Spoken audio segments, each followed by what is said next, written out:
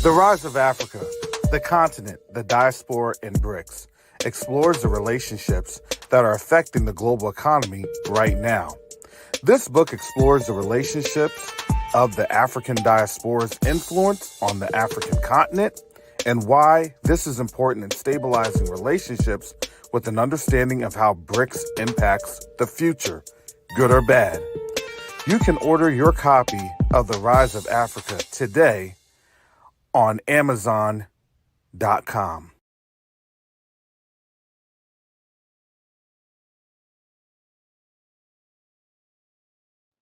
What were you taught about marriage? Did it have you properly prepared for the journey or desperately frustrated looking for the nearest escape? I'm Shar, founder of Law for Love, the most special place in the legal system in Atlanta. And after navigating families through the court system for more than 13 years, we are now taking those lessons learned to serve and support families to build healthier, happier, more purposeful marriages. Join us live on YouTube at Law for Love ATL Monday nights for our family meetings. Yes, grown folk discussions.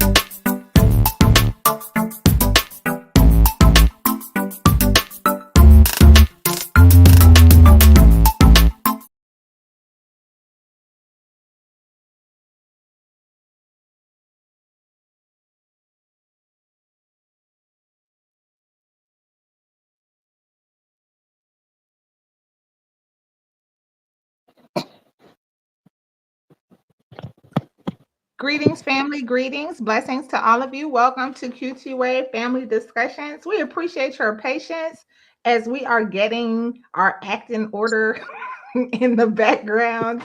It's been quite an adventurous week. I'm still like rubbing my eyes in wonder that we're already at Friday. How you doing this morning, Brother Michael? Man, you know I got to go back to this. Let's bring a scripture in. Notation. When Yahushua said, if the bridegroom does delay, and I mean, y'all got into this remix, and I'm like, what is they got going on over here? They remixing the intro, and it's all outdated. I'm looking for a new thing, music to come in. I'm like, good night. They're over there remixing. Hey, You got the brother. You got brothers and sisters in the comment putting in musical notes. She's Brother like, yeah, I feel your pain. I feel your pain. Brother Mike, look, I'm over here trying to go with the flow. While brother Carrie's trying to get some coffee. Yeah, he called me. He said, man, Mike. He hit his alarm. He didn't know he had turned it off. He said, but when he heard the crossing guard whistle, he knew he was late. He missed the school zone deadline. Oh, he said he knew he was late. He heard that whistle. He shot up. I said, oh boy, everybody is running late mentally, physically. Mentally and physically running behind. But yeah. But like what you said, sister, this time moving so quick. I mean, I'm surprised anyone can keep up. Isn't it moving fast though? It was like it was just what day was it? That was it Monday, Tuesday? Monday, when all the stuff kind of popped off. And it's Friday already. I'm still like, the whole week has been one giant day, like a blur. How did we Yeah. get to Friday so quickly? Is this the time being accelerated so that we can make it, y'all? This is wow. Just That's wow. what it seems like. I'm serious because I was talking to Garth yesterday, and me talking the day. I was like, "What, man, bro? I thought the day was Wednesday." And I'm thinking Garth made a mistake. And I'm like, no, today Wednesday, bro. And he's like, no, today Thursday. And I looked at my phone. Man, good night. I Yes, tell you. yes. Exciting times, a lot going on. And oh, I just got a wedding invitation. Oh, that's so exciting. But You got a yeah, wedding invitation? yeah, I just received a wedding invitation from a community leader. And you know, marriage is it's like a cup of coffee. You take the bitter with the sweet. But when Yeah, but I'm telling you, I'm gonna say this about marriage though. You don't get a lot of invitation like you used to get back in the days. About every weekend I was going to weddings and things. And I mean, it's just like one time it came, it's just dropped. People weren't it, getting married like they used to do. it's true, but look at the active campaign for men against women. Like it Oh is yeah, so rough out here yeah, in these social media streets. Oh my goodness. It's yeah. like I don't need you and you don't need me and we don't need each other. Like, wait, now, hey, I gotta hit him with the brother Mike. Hold on now, wait a minute. Hey, I'm telling you now. We need each other. I mean, they brought that stuff in, and and they got to warn people together, and truthfully, we was the one who was divorcing one another at the highest rate. They knew Mm, what they did. I mean, don't get me wrong. I mean, you had other people getting divorced, but no, we was top dog. We was in it, well, But it is what it is, and things, But now the marriages nowadays is let me see, it's twisted, and I never forget my sister, and she sent me this video, and this guy had his beard all tapered and everything, getting ready to get married, had his white suit on and everything. I'm like, man, he got a white suit on. He bold. I mean, why he ain't got no black tux on? Had his locks, and everything together. And she said, keep watching him, Mike. She was joke. She was playing with me, and she said, she's like, what it look like? I said, they got their stuff together. It's real sharp. They spent some money on this wedding, and so this man, his husband comes out. I was so upset at that girl. I, no, sir. I was so upset at that girl. I was like, you don't play with me like that, girl. She Oh just cracked up and no. started laughing. Oh no. I mean, Oh but no. that's the marriage now. That's the marriage. It's now. That You know. that's the civil marriage. Well, That's yeah, not you're right. that's Exactly. not okay. Yeah. Yeah, we want. Yeah, you're right. We don't want to confuse the true marriage. I got you. I'm sorry for That's saying that. that's a creature of man's law. Yeah, and it most definitely was a creature because I'm like, man, they had the horses and everything. They put money into that outing, Well, and you know, I was like, wow. I I I I will witness that, in the background of the people's relationships. It wasn't long after the legalization here in Georgia, maybe 2, 3 months, that we began receiving divorce calls. See, because a lot of people, and I do fault the media for a lot of this. A lot of people believe that a marital status is what creates happiness in your relationship. And for certain communities, the marital status represents being whole, it represents being accepted, it represents being complete. But only 2 months after those marriages began here in Georgia, the divorces began as well. So, Wow. marriage isn't Mm. a magic pill. Shalom, brother Starbucks. Oh Man, yeah, he on it now. He energized now. let me tell you. Look, that's exactly how it was this morning. I got up. Well, I went to bed. Got an article from Brother Garth. Shout out to Brother Garth. He had stated. He said, "Look, The port strike. Thank you, Sister Coco G, for the gift. Family, we appreciate your gifts over here at the Quest to Unite Africa channel, the Q2UA channel. We had to make it short so our people could see far and wide, make it easy to come off your lips. Q2UA. Please support the Quest to Unite Africa channel. Q2UA is where you'll find us on YouTube. Pretty shortly, we will have memberships and all sorts of nice goodies on in here just for you to enhance your YouTube viewing pleasure. So we appreciate your support. We appreciate your super chats, your super stickers. We appreciate your likes, your shares, and we appreciate telling your family to subscribe, telling your coworkers to subscribe. So, all right, I had to get in on that promo. The coffee is hitting. Hallelujah. Let's go. Hallelujah. Hey, you know what? Hey, you know, Sister Shaw, let me tell you what he did. He just did. He came in and just superseded all the remixes that they, we was trying to open up the show. Y'all are having the marriages, and listen, Mike. Y'all are having the marriages, but y'all weren't talking about principalities, divorcing over there in that Middle East. You weren't talking about the man that had married the man, and the married man that was a woman is all sorts of wreaking havoc over there in that country. You weren't talking about that.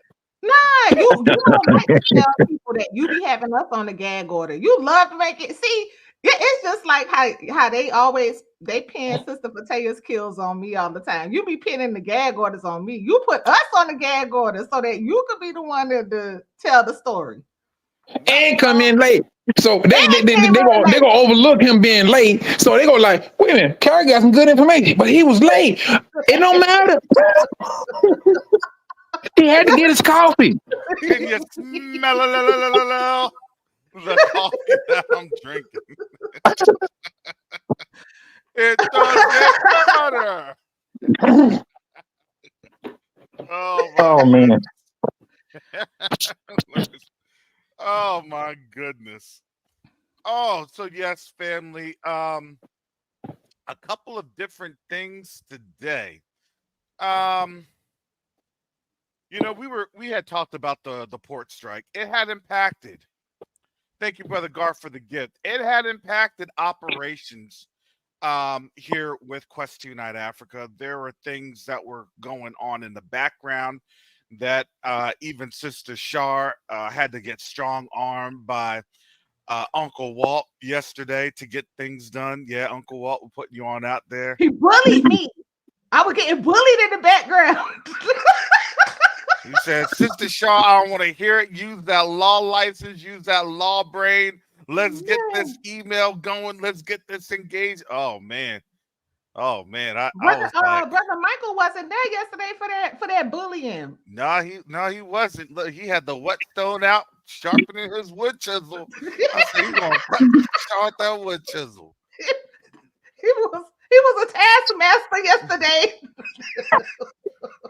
Yeah, I said we got out of Babylon, so we didn't have to get yelled at like this.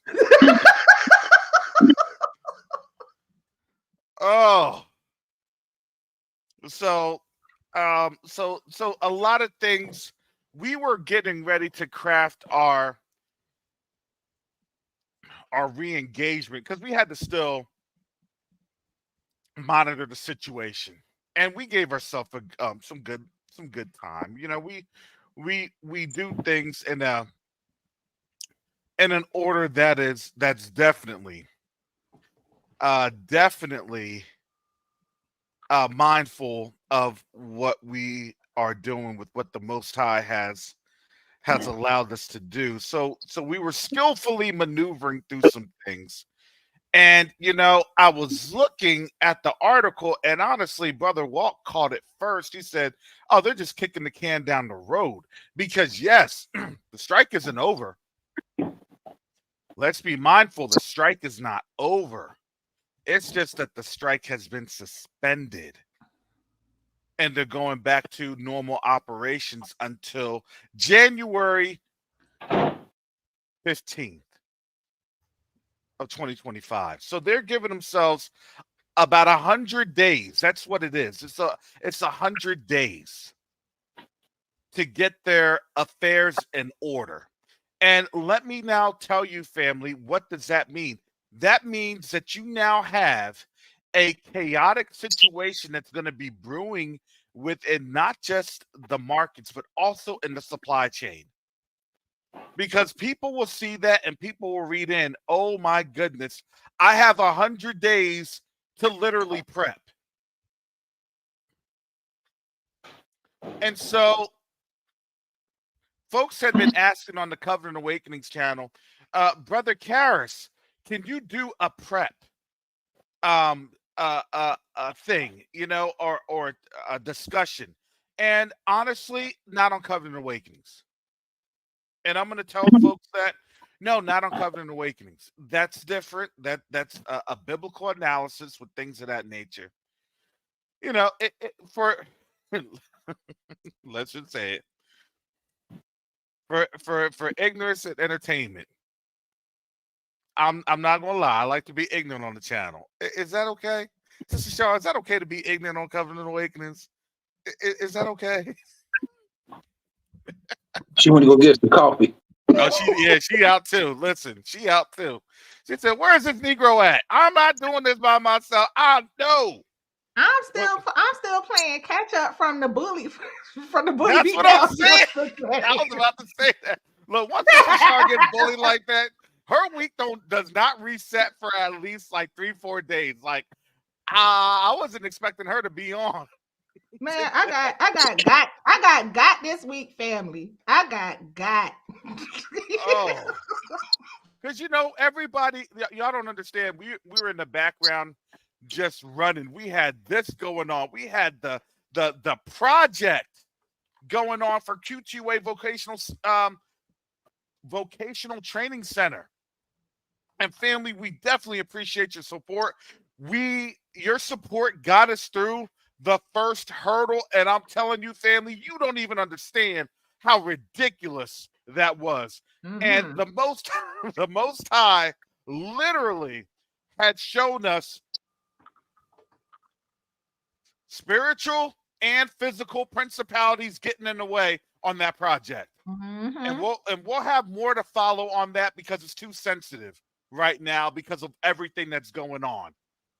But again, we appreciate your support. We continue to appreciate your ongoing support for that effort because let me tell you, family, most time willing, we should be able to get things started by the end of this month. That's how close we are. And it's a shame that when the enemy sees that you are doing an awesome thing, you're going to the core of the situations there. Thank you, Brother Garth, for putting that on up there. Hallelujah. He's going to throw every monkey wrench that he has at his disposal. Well, doesn't the scripture say the kingdom suffers violence? That's why I know that when I've met our brothers and sisters outside of Christianity who had completely rejected it because of the passiveness, the passiveness of the just in the great by and by turn the other cheek. And it's like, no, the kingdom suffers violence. Like they're not rolling out the red carpet just saying, oh, you can have it back now that we've been exposed. Like, no, they're still seeking to resist and oppose. It is constant warfare in the spirit. Exactly. And let me tell you, with all of our efforts, as Jacoba had stated yesterday, or actually a couple of days ago on the Covenant Awakenings channel, we're all on out here. When we stand up in the midst of this kingdom and we say, hey, we're going to do the work of the Most High. No matter how great, no matter how small, guess what? You turn into a target, each and every one of us. This organization has been targeted so many times. Since day In so one. many seasons. We've been targeted with different scams, different schemes. We've been targeted by different government agencies. Yes. Yes. We don't tell you all the nitty and gritty. Because why? Because some of the people would be like, we're gonna lose heart. You know how our people were when they saw them giants? They said, Uh-huh. we can't do it, Moses. We can't, you mean we're gonna have to stay here? Let's do them giants now. Shut up to so much media and AI saga, Bible saga. Man, I'm telling you, our people. I love our people, but our people, we panic. As a people, we panic. And yes, this was over in Afrika. Not just Africa. No, not for Q2UA. No, no, no, no. Not just Africa. That's here in the United States. Y'all don't even understand the three-letter agencies that that monitor us, that monitor this channel. Brother Karras. Extra governmental organizations. Y'all don't even understand how far up we go in their minds on this food chain. Because y'all would be discouraged. I'm not trying to deal with that. I'm not. No. I'll pray for y'all. Isn't that right, Sister Shar? Brother Karras. As much as I already knew what time it was, when you put it in context as the open air prison, and that my public shopping experience is a commissary. Yeah, it's just an upgraded commissary experience. But welcome to your generational prison. Man. Right? The more you comply, the more you get. You get extra benefits and favors when you serve demonic principles and entities and you make covenants with them so you can break your covenant with the Most High. Now you understand why Diddy is a sacrifice, because you didn't understand you coveted things in your blood. What do they always do? There's some sort of pain, there's some sort of blood, there's some sort of blood draw. That's why I could never do anything with these fraternities. That's why I could never do anything with these old social clubs and things of that nature. Be part of Rotary Club or VFW. Who knows? Who cares? I never did any of that. Brother Karras, you want to be a Mason? No. Brother Karras, you want to be a Boule? No. Boule is not what you think, brother.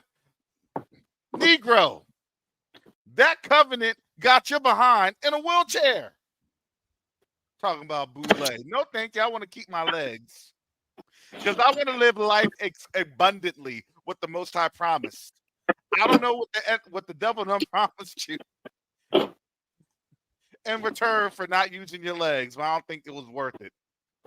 Because I serve an Elohim that loves his people. And family, I wish my stories were just lies. No, this is truth.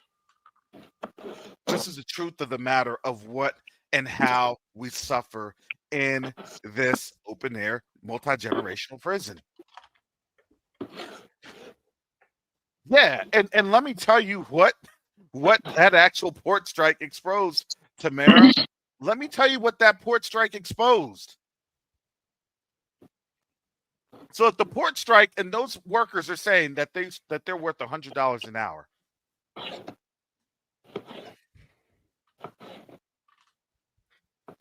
Worth $100 an hour. Let me tell you, there was actually a channel. Oh man, I need to bookmark that. And they did a study. They said because of inflation and everything else, to actually have the cost of living that matches and is suitable for today, it would be the equivalent of $115 an hour. And I had to laugh. I said, ain't nobody going to be making $115 an hour. That's $920 a day. That's $4,600 a week, almost $5,000. I said, I'm calculating the math, doing quick calculations. I said that's over 240 to 260,000 a year. Sister Shar, as an entrepreneur that has had employees, would you be able to afford your employees having a salary of $250,000 a year? Well, look, the the highest overhead you have in business ownership is the payroll, Yep. and that's the first thing you look at figuring out how to scale back. And I've been waiting for since 2020 how much automation is going to replace human capital simply Yep. because it's the biggest expense in business. Mm-hmm. So, what type of robots are necessary? I was hearing that they even like with things like the ports, right? The longshoremen. I heard about this exoskeleton that they have for the workers at Home Depot, similar type of heavy lifting, um, industrial type of work. They have an exoskeleton technology. Yep. I installed it. Really? At least the APs for it, because it sends signal out, takes signal in. I seen that the janitor is in threat of losing their job because they got a robot that clean the floors. Exactly. It's collecting data, so then that data can be used in their algorithm of how to clean, how to do the basic functions. I'm telling you, understand this. We're in a much, much dangerous world.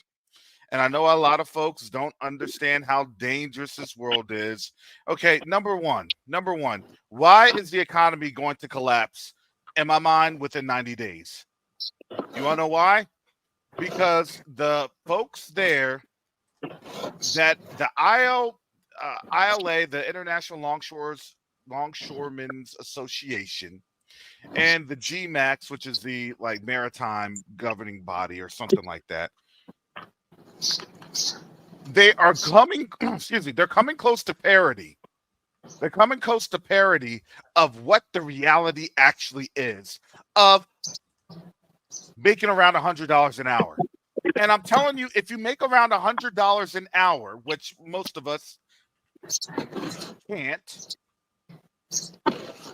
most of us won't have that opportunity.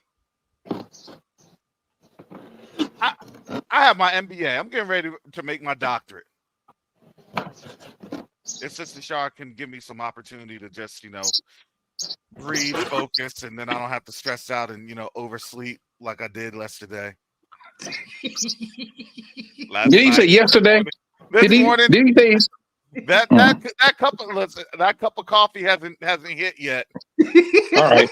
I had to run to Publix. I wasn't even able to run to Starbucks. I had to run to Publix. So I got the downgraded on the commissary. I didn't get the I didn't get the upgraded commissary privileges. Man, I have to charge. I can never be the same. Now that you called my be able to go nowhere. Wingstop. You got an upgraded commissary privilege. Good on you.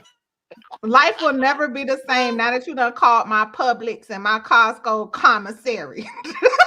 Commissary privilege. Oh my goodness. Feelings. Some people won't even be able to look the same. Like, is this really what this is? It is. Dang. I had some people shook. But let me tell you this. Even when you go into LinkedIn, Glassdoor, Indeed, all of these different things, understand that you will never see, even at my level, I'm just talking about my level, they don't have jobs like that for $350,000 to $400,000 an hour. They have attorneys' jobs, some decent attorney jobs. We're talking about at $180,000 starting. Am I correct, Sister Shar? For a seasoned attorney? Yeah. Season. Yeah. 180,000.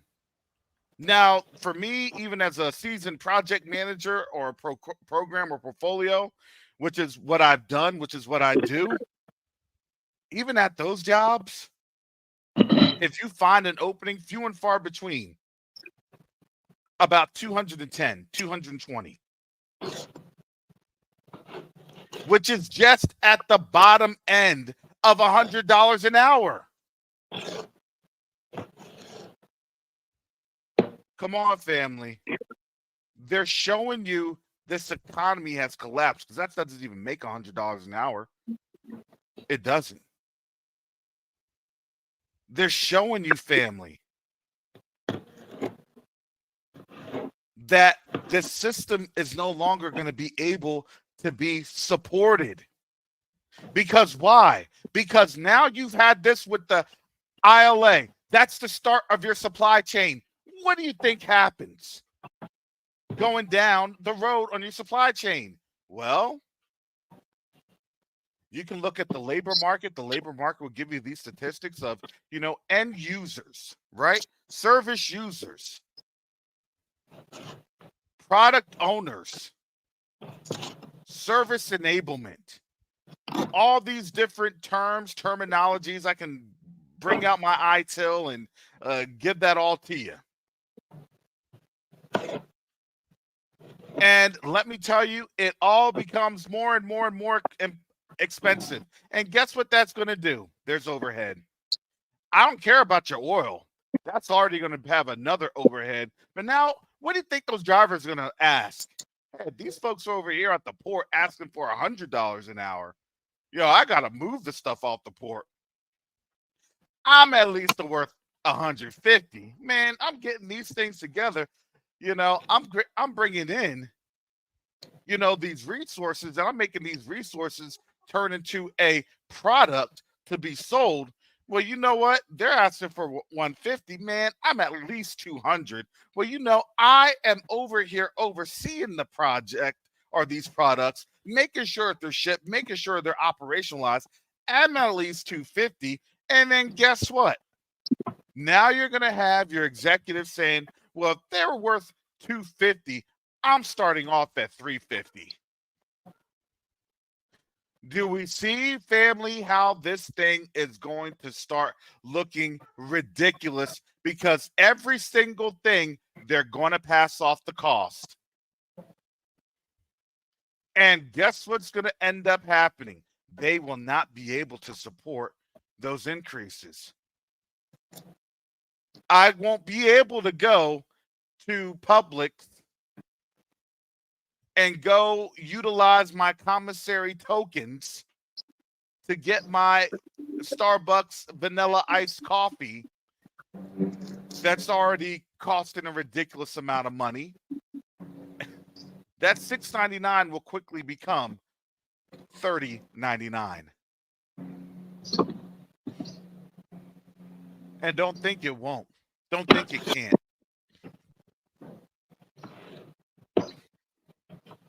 That opens the door because now they're going to have to do more stimulus through what?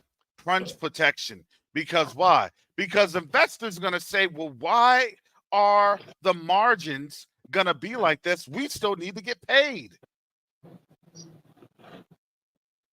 Our economy is getting ready to go through some terrible, terrible times. And it opened the door. This to me was just a prolonged black swan event. So understand, when people start to figure that out, guess what they're going to do? Well, now you have things happening in the Middle East. Things are happening in the Middle East right now. If you have any family, friends, or loved ones in the military right now, please, please pray for our brothers and sisters, especially if they have been deployed to the Middle East.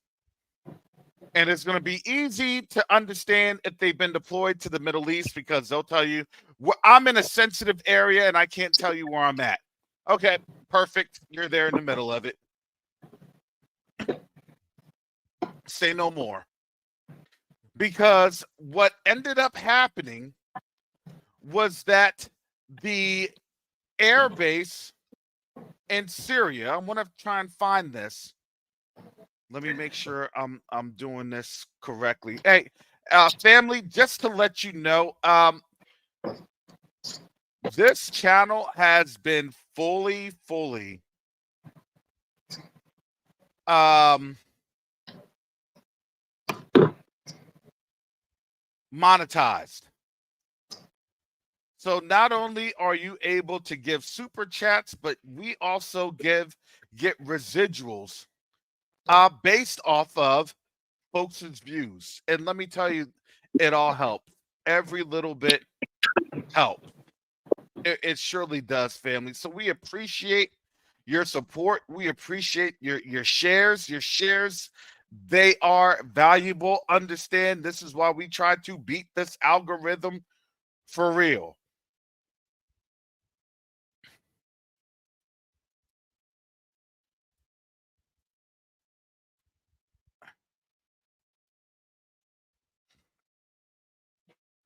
So as of yesterday, there was an air base in Syria that had been bombed. If you didn't know what that looked like, I'm going to share this with you. In a inundated, but you know, sorry, family, we do it for the we have to do this for the algorithm. Like, share, subscribe. Got to like, share, subscribe.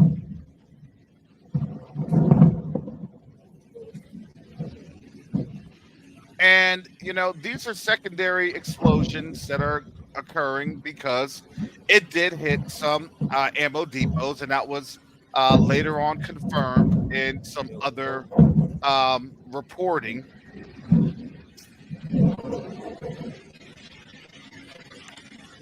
And even in the Telegraph, I'll show this here, and I'll put that link on up. Give me a second, family. You all are seeing the link, and let me put that in the chat for you all, because here in Quest to Unite Africa, we ensure that we are able to provide you the actual information. We just don't want to go through and be like, nah, trust me. Nah, we could trust, but we verify for real, for real. But this is what it says. It says Israel strike suspected near Russian air base in Syria. They actually hit the Russian air base. This is as of 3:15, whatever BST is. So this was yesterday. But the reality is that it did hit a Russian air base. It did target an actual, an airline that an Iranian Qasim Fars airlines plane landed. The airline has long been linked to Iran's Revolutionary Guard Corps, so that is correct. And then said some of the missiles were shut down by the Russian military. With some reached their target, he added. There are even more questions from the Syrians about why the Russian air defense is not helping to repel IDF attacks. Well, because you have to understand this. And I don't think a lot of our people truly understand geopolitics as it relates to how things are spun, how things are how things move.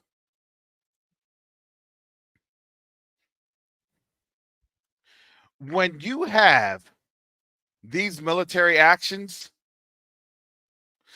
even from Iran, and oftentimes, usually what ended up happening from that Eastern Mediterranean nation before they went totally rogue and totally off script.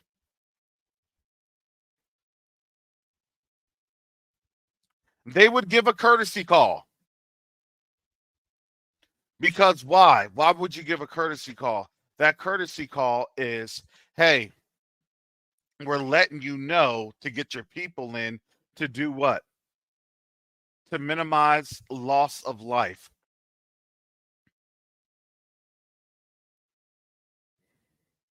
Because the next retaliatory attack, and they didn't try to minimize loss of life, then it comes with a greater response. And then that greater response will provide more loss of life. And then it starts to spiral out of control. What you're seeing right now is it's a tit for tat, it's a song and dance right now. I'll give you my break dance move. We're all good until you kick me in the face in that break dance move. And now I have to come through swinging with a knife. Looking like Beat It.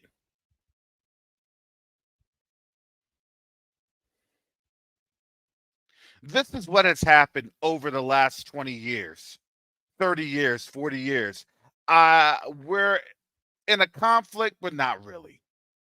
We do devastating attacks, but not really. We'll shoot some things, but we really won't have any type of fissile armament on there, on the warhead. The warhead is a dud. It's just going to be a percussion attack with something coming at about, hypersonic speeds. Now, if you had hypersonic speeds with a $2 or $3 or $4,000, or excuse me, kilogram bomb or fissile materials, ordnance materials, low yield materials, well, then now we're talking. And now you start to see those clouds coming through. You'll start to see those plumes coming through, and you'll start to see those destructive shock waves. If you notice, you really didn't have a destructive shock wave, for more than 2 or 3 miles. That wasn't there. For more than 5 miles, it wasn't there. You had a nice percussion. It'll blow your eardrums out. Yeah. But it wasn't doing more than that.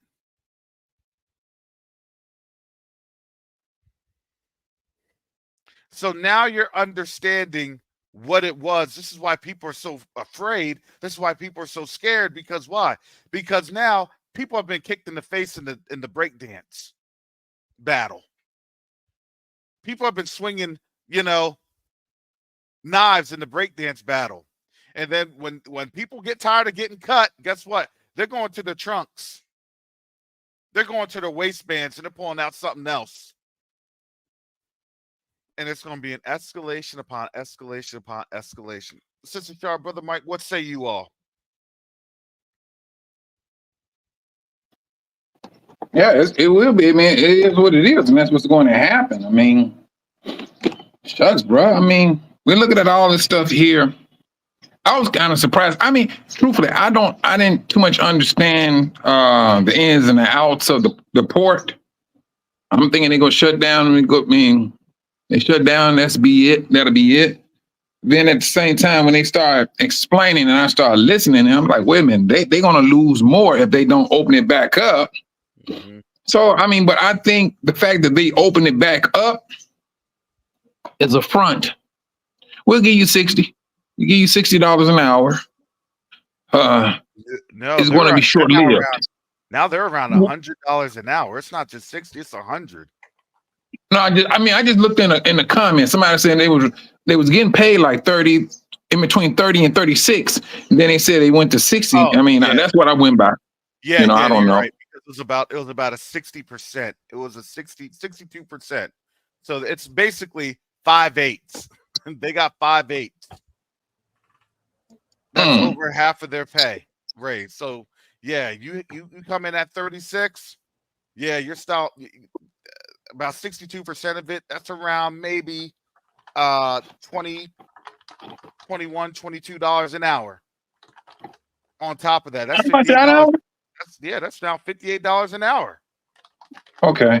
And you know that's for them. That's for folks that have been there for like, They 1 or got 2 or time 3 in. years. Yeah. Yeah. 1, 2, 3 years in. Now you have folks that have been there for 5, 6, 7 years. The long haul folks, they're at what, $40, $50 an hour. You know how that is, Mike. Yep. They're gonna be at about what, $70, $80 an hour. Folks with what 15 to 20 years, they're probably about 80 or 90 before the strike. Man, now they're about 120, 130. Come on now. Mm. Come on now. They're gonna be living their best lives for these next Yeah, 90 but it's gonna days. be a short. It's gonna be a short window. Man, It's going to be a short one. where's that application to be a longshoreman? I need to run down to the docks here in Tampa. I mean, the thing is that if we don't think that that's going to directly impact the cost of what we're paying on the retail side for everything that's coming in the port, like this is to me, it's like a catalyst for hyperinflation. It's already on the way, and then you add this artificial additional expense to your imports. Man, this is going to be more expensive at the register. Mm-hmm. Cause Who's going to why? pay it? They never absorb the cost. Nope. Businesses don't absorb the cost of their services and products. They pass it on to the businesses, pass these costs on. We're paying the increase. Cammy Nelvis, thank you for the super sticker. If I didn't mention you earlier, we appreciate it. We appreciate you all support, family. Thank you for supporting Q2UA. You can also support us by donating at Quest Unite Africa. It is a 501c3 donation. So guess what? It counts with taxes and tax time.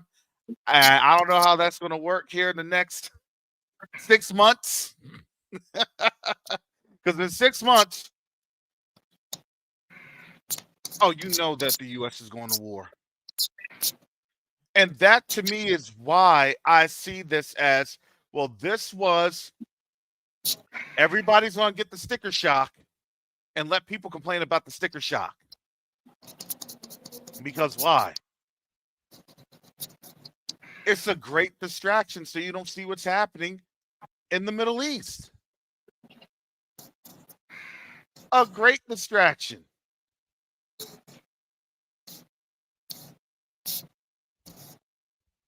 Look at what's happening. Well, everything's going to be more expensive. Well, gas is going to skyrocket because you already have this thing popping off. You know that they're going to probably strike here either tonight or Saturday. It's going to be sometime this weekend. Why? Because we're going to strike where?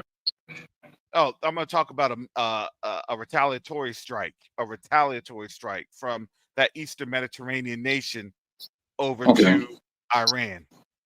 They're going to do that this weekend because while people are saying, yeah, we won the thing, and things are going back to normal, they won't tell you about what's happening on over there.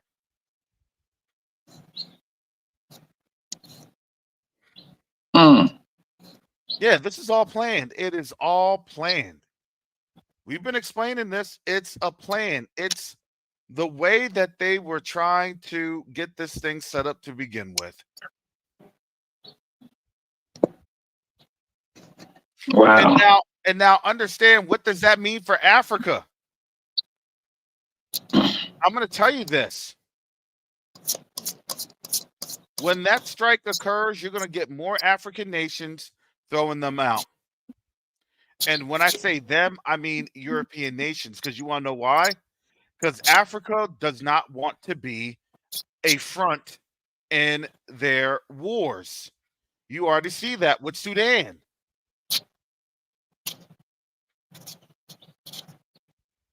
Trouble seems to follow them every time wherever they go.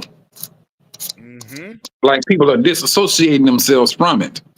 Exactly. Hey, I want to, and not only that, not only are they going to throw them out, but they're going to say, hey, You want to have access to our materials, it's going to cost more because why? Because we see war looming on the horizon, and now every good will be what? Will be delayed. That's Mm-hmm. what happens with warfare internationally.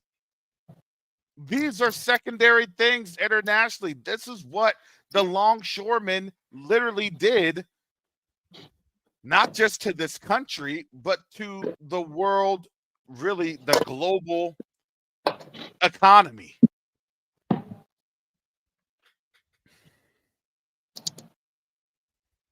Mm-mm.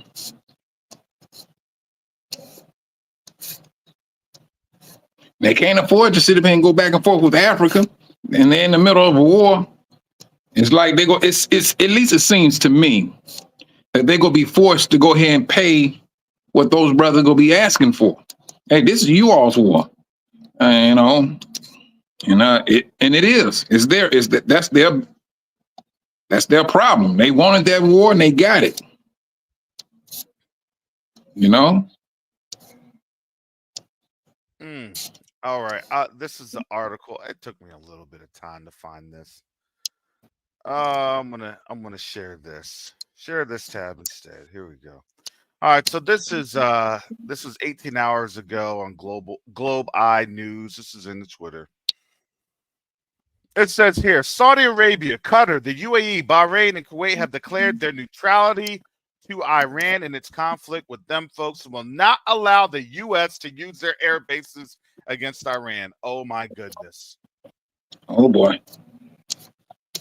I mean, where they gonna go now?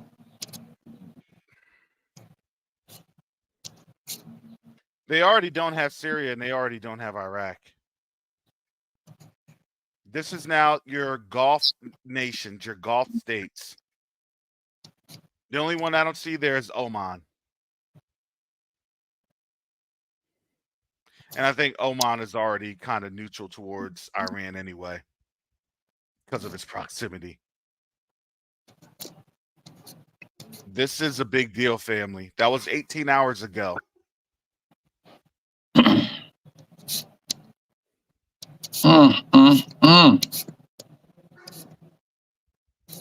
These are those things I'm telling you.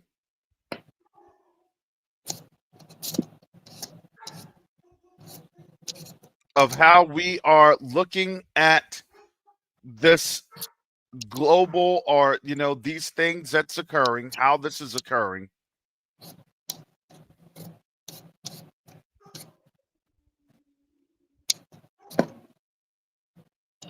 And there are some things right here. And I'm going to show this. I'm not. I don't think I should get. Okay, so let me tell you this. All right, so let me give you all some caveats before I share, so you all can kind of see what I'm saying. All right. Yep. Maxar. Oh yeah, these are some good images. Okay. All right. I'm going to share this. Go ahead, family. Please like, share, subscribe. Go ahead. Please support this channel. We definitely appreciate your super chats and your super stickers. Please support Brother Mike's channel and support Garth when he's on at 10 a.m. We appreciate your support here at Q2UA on YouTube. This is Q2UA on YouTube. If you'd like to support the mission of Quest to Unite Africa, you can do so by visiting Quest to Unite Africa and show your support there through a 501c3 tax-deductible donation.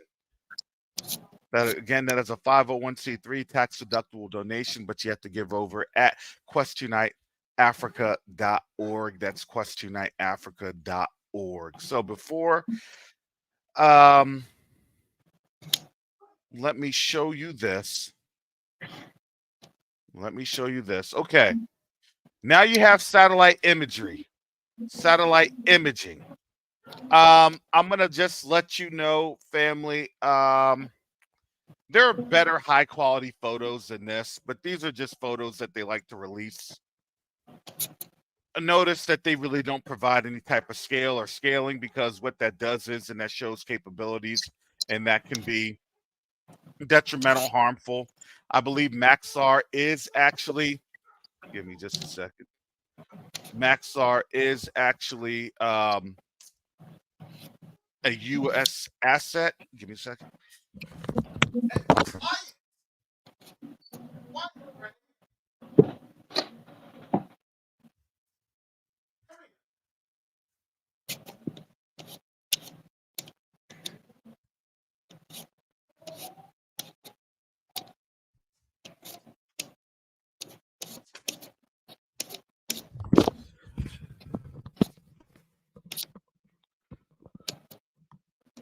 Okay, can you hear me?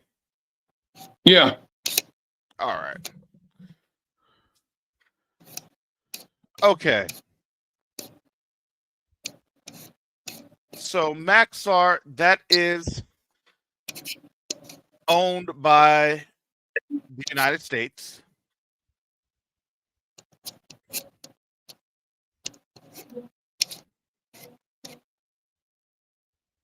And with that, let me get back into this tab. So this is what you would call BDA, battle damage assessment, right? The battle damage assessment, you're showing the points of impact of what you're seeing, and how that could be detrimental to whatever you're degrading. Now, Iran wanted to claim 90%, and who knows what they get that measurement from, but you can just see the point of impacts. You can see a couple of different craters in these areas right here. In this area, large crater, and potential other blast fallout. And then they had a bigger crater right there that did not need to be blown up, but it's an impact nonetheless. And these are impacted. These are hangars. These are impacted hangars. So that shows you, yeah, these are planes right here in this section right here where my cursor's over. Those are all grounded planes.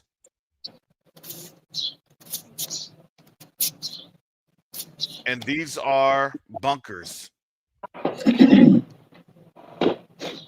of different facilities. And there's a couple of different points of impact on these planes.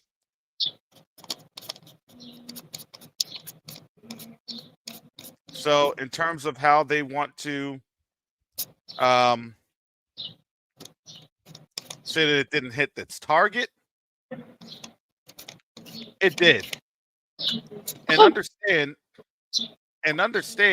as it hit the target, it's going to cause them to respond and retaliate, because this information is getting on out to the Western world. What say you, Sister Shar? I apologize. You must not be watching your email.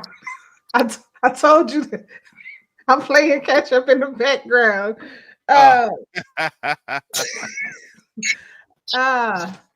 So I'm listening passively. I apologize. I had to get that email out because y'all are not coming for me today.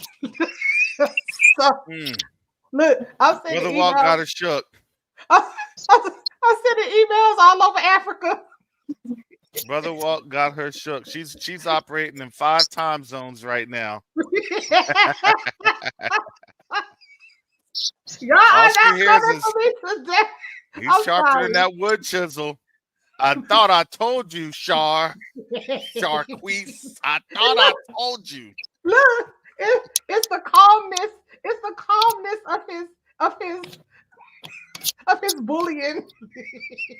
But to answer your question, you were talking about how they like to spin the news to try to make it sound like it's not as bad as it really is. Look, they have inherited lies from their fathers. Why are we surprised? Why are we ever shocked and all that they're gonna spin things, they're gonna try to make it sound like it's not as bad as it really is. They are going to ride their lie to the bus out. They just are. Brother got called Brother Walt Chisel Maine. Chisel Maine. Look, brother Walt got me around here shaking. I'm sending He's a very scary chisel. He get it from his mama.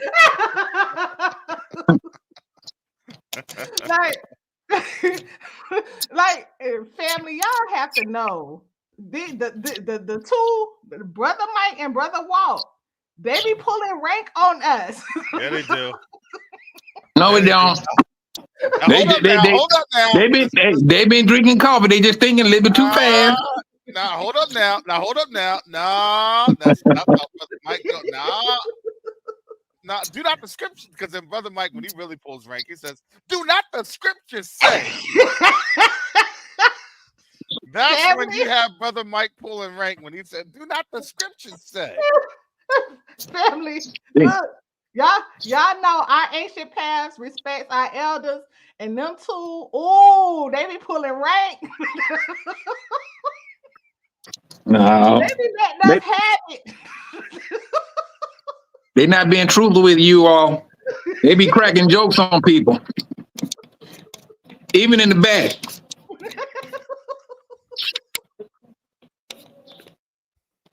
Oh, so what is that? So here's a video. I have this video here. The reason this video is very important is that this is Zeskians folks and dressed in the this is the important Sardi garb. These throws, these robes.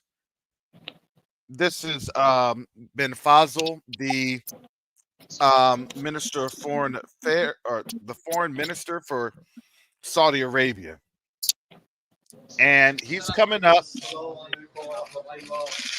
taking the hands of Iranian officials.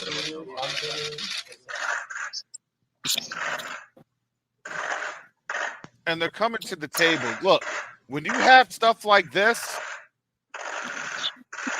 this is very, very significant. Understand, they were locked in a proxy war for 5 years up until late March last year. And now they're coming to the table. And now they're not going to be in any type of conflict. And they actually said this to the United States. They said the U.S. will not use its bases in the Middle East. Why is that important? This is Q2UA Africa. Why is that important, Brother Karras? This is Q2UA Africa. Why are we talking about the Middle East? Because they are showing the Middle East, or excuse me, the Middle East is showing Africa the power to say no.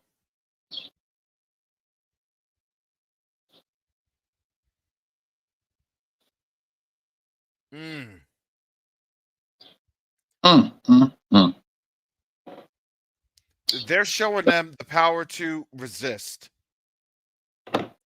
Western colonialization, starting with really the biggest folks on the block.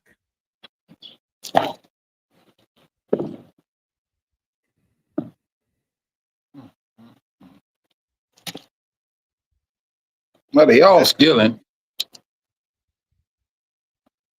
Shucks. That's what they doing. All of them are stealing.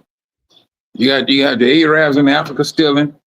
You got all the nations in Africa. I mean, all the nations got their foot in Africa and stealing at the same time. And the thing about it that I don't care for is the fact that these nations are doing business on both continent. They they working in Africa. They live in China. They do their work in Africa. They do their work in India. They do their work in Africa. They do that in Turkey or the Middle East. They getting paid on two continents. They getting paid on two continents. I'm sorry, Sister Sharp. What about the other implications that we were discussing about the land grab? How they moving? Oh, girl. And they doing it so pimpish. Ooh. They doing it so pimpish. I tell you, I mean, and I never thought in a million years that the Most High would use an organization of people to volunteer their time to go and find this information out and bring it back to the brothers. Because truthfully, when the brothers, they hear about that, there's a measure of, how can I say it, dislike that's in the air, because they know that they're not there for the benefit of the people. They got those people at the base. They got them at a certain number of a certain income to keep them at. But it's difficult for them to rise up and to do anything on a financial level. They know this. And they work that together. And if you're not part of their party or their clique, you're not getting in. I don't care where you're coming from. And I think that's where, a lot of our brothers and sisters went wrong. But we stuck it out.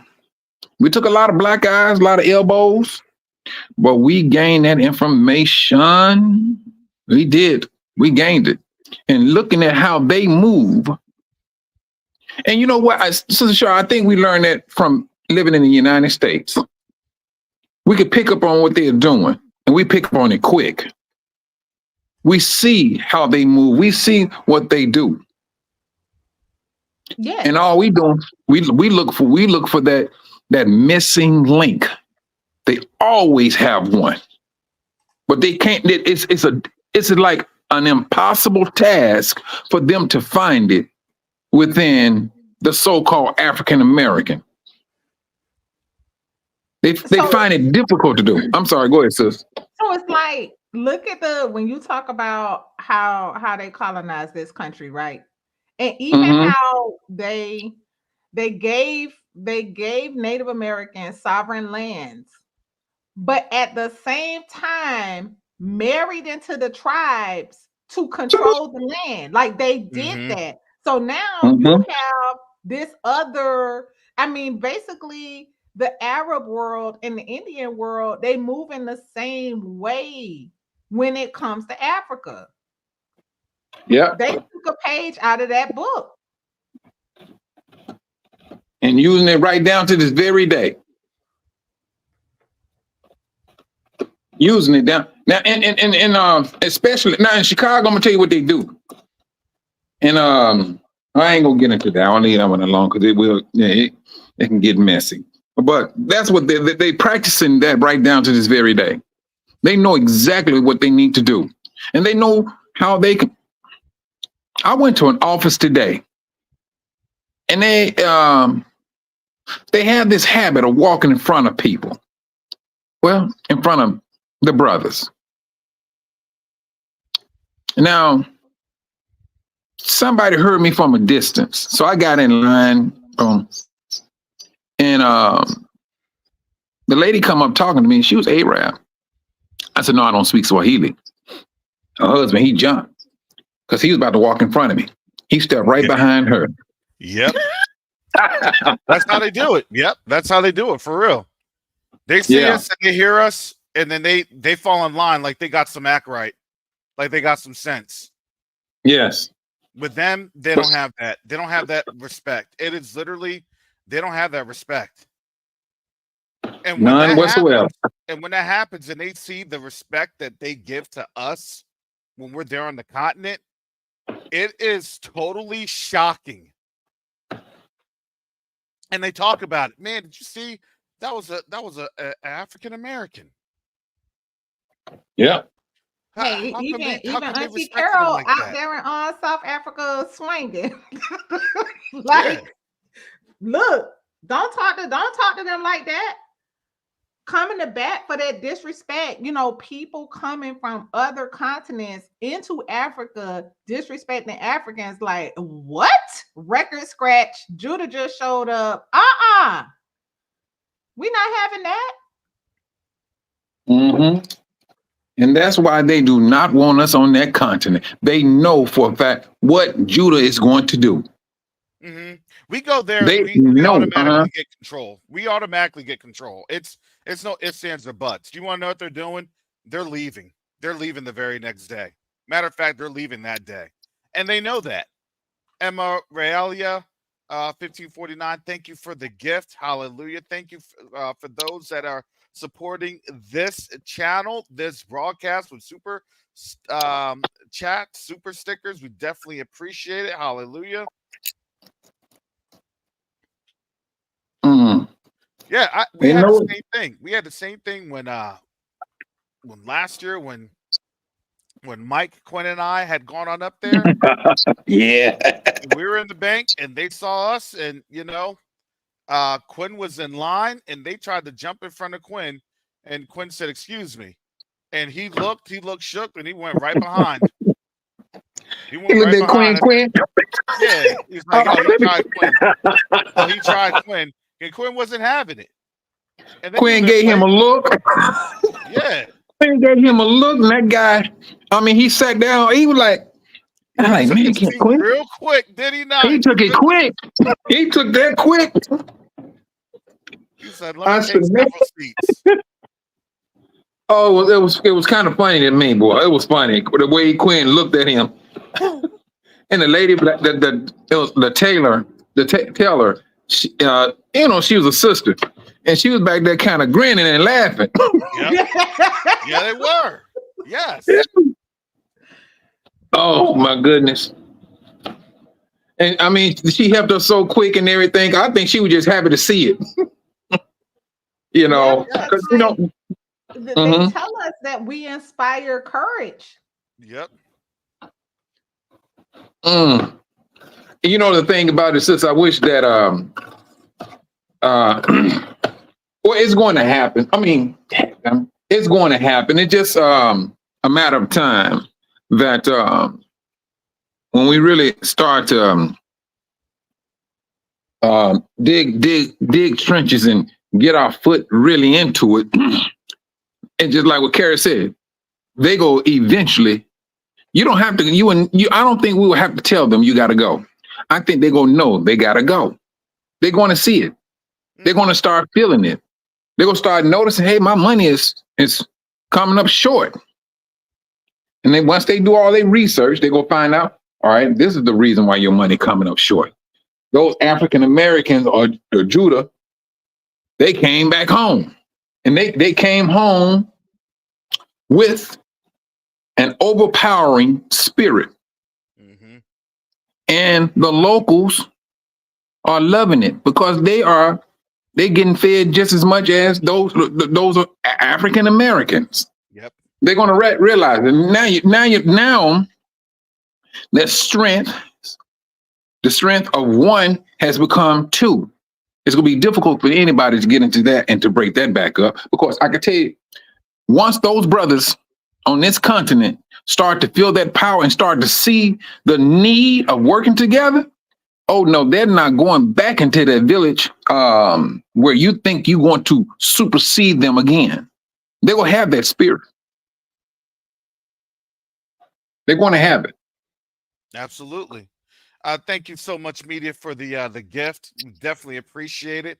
Look, and this is why I'm gonna take this time out before we get to Khamenei and him right there speaking in front of folks. This was in Iran. This is as of today, only a few hours ago. We're gonna talk about it. But before we do, we're gonna have a quick commercial break. Neo-diplomacy is the new currency. Neo-diplomacy is the new currency. The reason that I can say that is you have a couple of different factors occurring right now as we speak on the world stage. The dollar is being disrupted. Nations are no Are you in the longer background willing to remixing engage again with or the United what? States. Wait a minute. But the third factor that affects each and Karis. every one of us is that there Man, don't tell me this is thing a is froze up on diaspora me. from the Nah, Mike, African you messing continent up this commercial break. that's willing and No, I mean, able to I'm still looking engage. at this guy Oh, bro, this standing, is just one this continent. Arab guy standing at a podium behind a mic. That was hilarious. That was hilarious. Mike done messed up my commercial break. All right.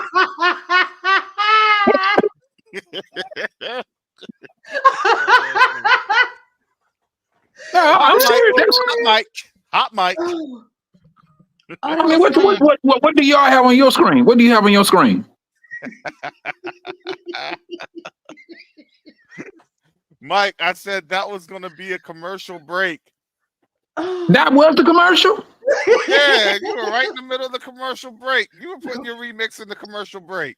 Wait, Oh, man. wait, hold on, wait. Bad.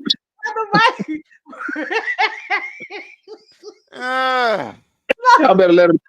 Y'all better let him, your brother know. So,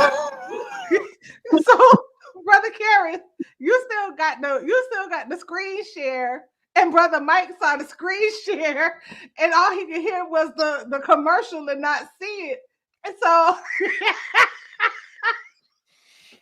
Oh, my goodness. only at Q2UA family time, y'all. That was so hilarious. So where did everybody go? Where'd it go? What we talking? Another remix. What? I say, y'all, this is what I'm talking about, brothers and sisters. I be innocent as a dove, and they'll come in. Oh, come in on a brother. That was classic. That was classic. Mike. Y'all made my day with that one. That was hilarious. Oh my goodness. Hallelujah. Hey, we keep it moving again. Thank you so much, media. The most wanted man on the face of the earth, Ayatollah Khomeini, was given a speech today in front of thousands of people in Iran. This is in direct defiance of that Eastern Mediterranean nation. Thousands of people right there. Today is their Friday prayers. And he's on out there. I'm telling you, some people would say, how come he is still alive? Folks would be asking that question. Because he went on out there. This is in full defiance. Ivan Yahuwah Little, Yah, we appreciate it. Thank you for the super sticker. Hallelujah. Yeah, Tamara, I was surprised to see him out too. And you know what? He said, all right, bring the smoke. Bring the smoke. I ain't scared.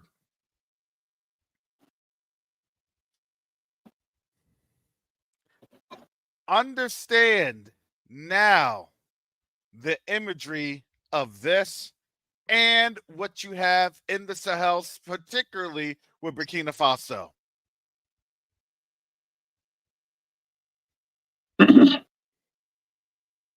This is something that the U.S., that the Eastern Mediterranean nation does not want to show the African continent. Because why? Hey, if we can stand, you all can too. If we can do this, you all can too. Go ahead, family. Hit the like, share, and subscribe. Get this word, get this message on out that Q2UA, especially on Fridays, Friday mornings. Oh, we're going to talk about these world events and why it matters to Africa. Understand what's going to get ready to happen. Their value is going to increase because they know that their value intrinsically increases. When you know your value and you know your worth, guess what you're going to do? You're going to let people know how valuable you are. And you're not going to be the pushover anymore.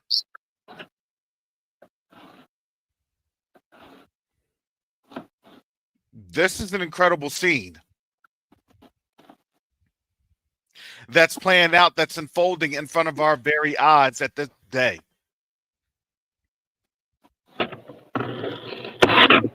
You had Jacoba come on yesterday. Now, you may have some COINTELPRO folks talk about, hey, we're going to form this or form that. You know how that goes. But the question that's always in the mind is, why now? Why all of a sudden? Why now? Because people are starting to understand their value and their worth in this system. Sorry, that's just how it goes. When this system's collapsing, it's collapsing.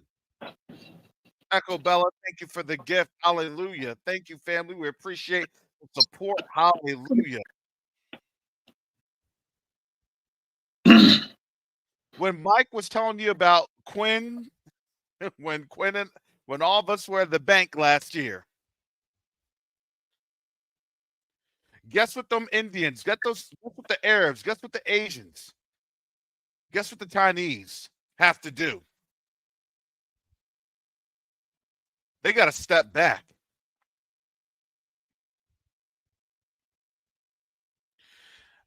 It's not going to be a concern when we get there. It'll be a rebirth. That was going to happen. Yep. Yep. Mm. The question in my mind is, how long will it take for them to step back?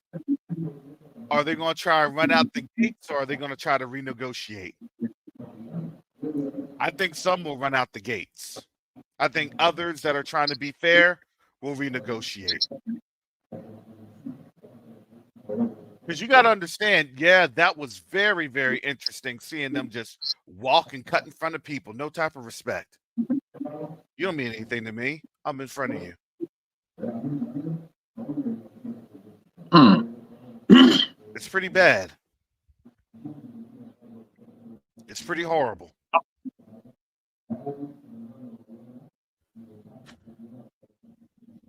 They practice it for so long, bro, and it's renegotiating. I would have to, impress upon anyone that may be in that position. You always leave yourself on top in any type of negotiation, because they've been doing this, abusing the land and the brothers and sisters for hundreds of years.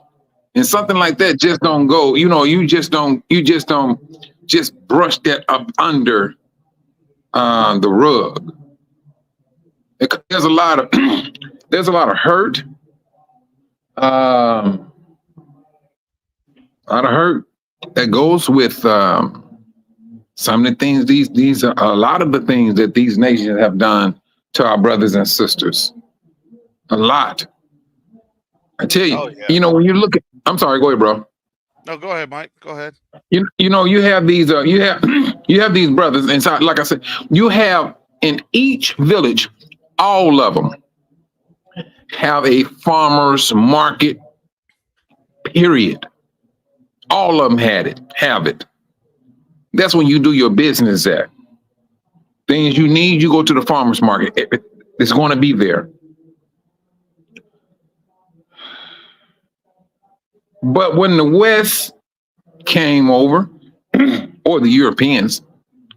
They picked out a little particular area for themselves. And so, I mean, you don't get me wrong. I've seen brothers and sisters go over there and want to do business and things of that nature, but trust and believe, if you ain't part of that club, you're not getting in. Your business is not going to succeed. It's not. They already had this mapped out. But now things are changing. The weather is changing. And so now you have brothers and sisters that's coming and they looking at, I want to do business in the village. Because they looking at, there's a lot more foot action in at the farmers market than any other place.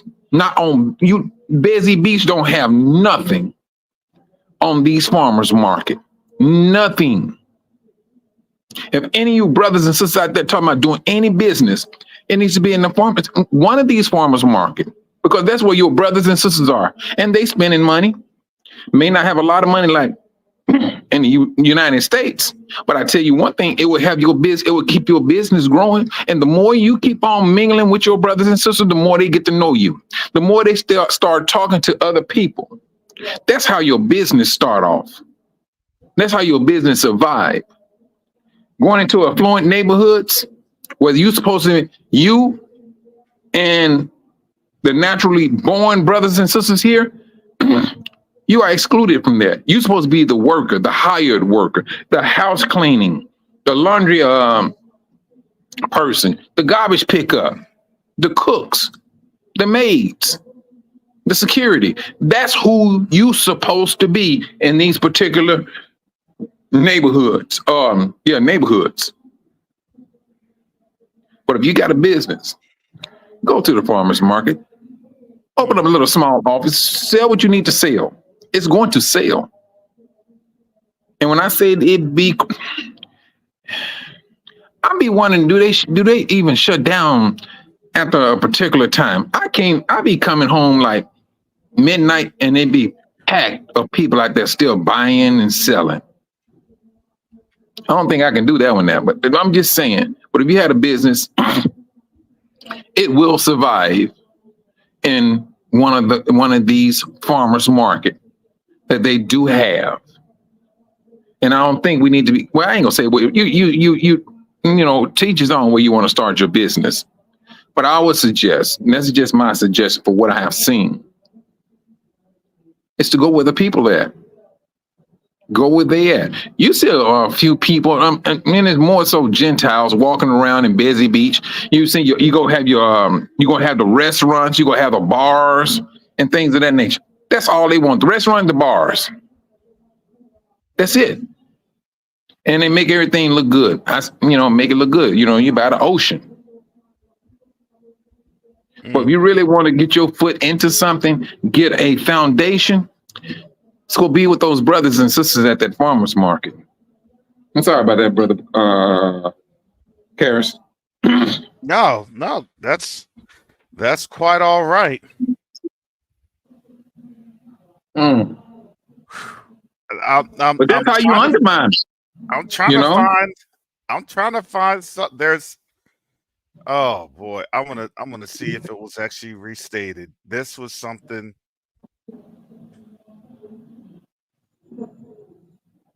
This was something that was said on Twitter. I'm trying to.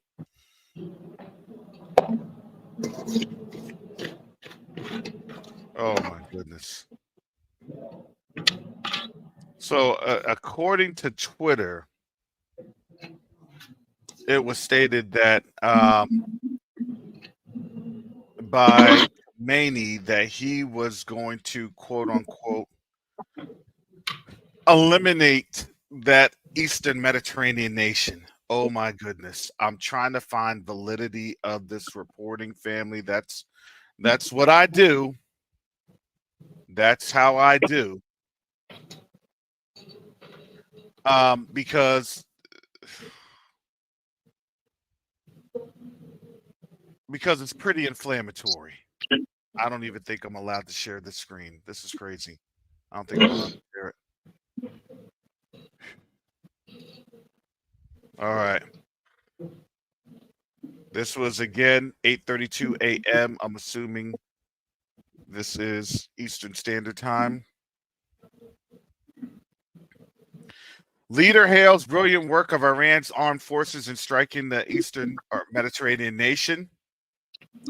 He was saying that the missile strike against Tel Aviv area was completely legitimate or legal and legitimate. And he said that the armed forces did was the least punishment of the uprising of them folks over the astonishing crimes of this wolf-like regime and rabid dog of America. Whatever duty the Islamic Republic has in this regard, it will fulfill with strength and fortitude. We will neither delay nor hurry in carrying out the task. What is logical and reasonable, and the opinion of the political and military decision makers, will be done in the future if necessary, just like it was done on Tuesday. So he's saying, go ahead.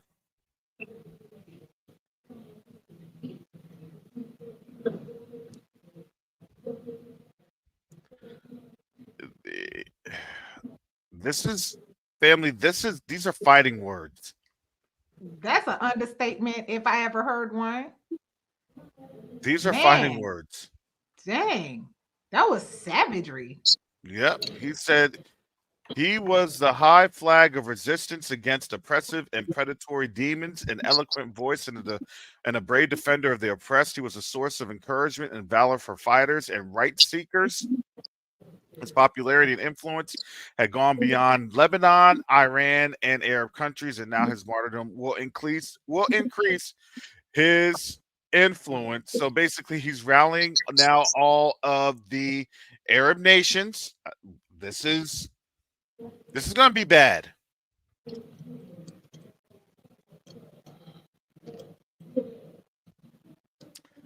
Here's this one.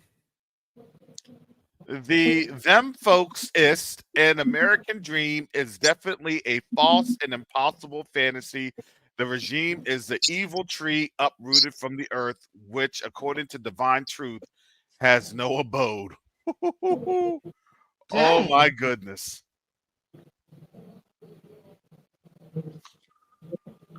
They're going in on our open air prison. And this is a call up, the call to action. Remember, I had said this yesterday. We didn't even talk about Egypt, but here's his call to action right here. The very last paragraph. The enemy of the Iranian nation is the same enemy of the Palestinian nation, the Lebanese nation, the Iraqi nation, the Egyptian nation, the Syrian nation, and the Yemeni nation. The enemy is one. And when he includes is one, understand that includes the United States.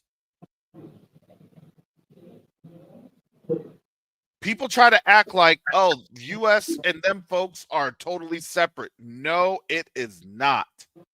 Because this is the whole thing. Ayatollah Khamenei said the adamance of the U.S. and its allies on protecting that Eastern Mediterranean nation is a cover for deadly policy of turning the usurping regime into their tool to take over all the resources of this region and use its major global and use it in major global conflicts. I'm telling you, he wasn't just speaking to the Arab world.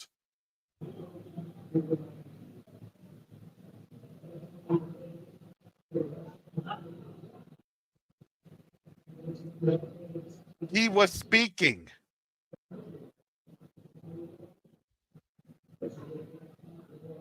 to Africa also. See, when you're speaking to Egypt, that Egypt is the gateway to Africa. That's the Nile.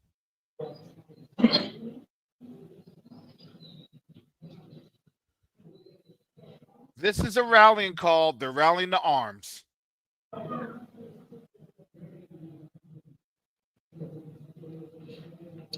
Iran had the volley that was felt around the world. It was a shockwave to the system, not just over there, but also over here. Now, when you see them at their grocery stores, hey, the port strike has been suspended. That doesn't matter.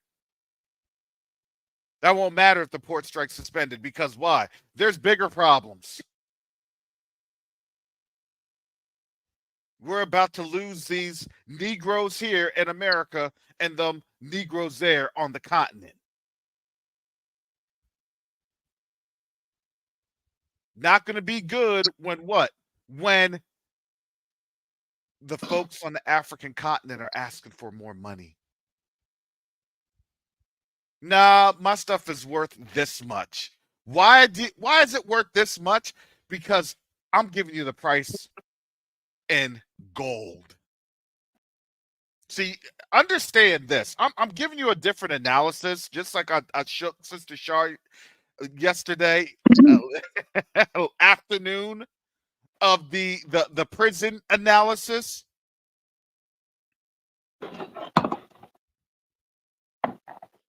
Yeah, we'll pay you $100 an hour. We'll pay you the 120, the 130. We'll give you those pay increases. That's fine.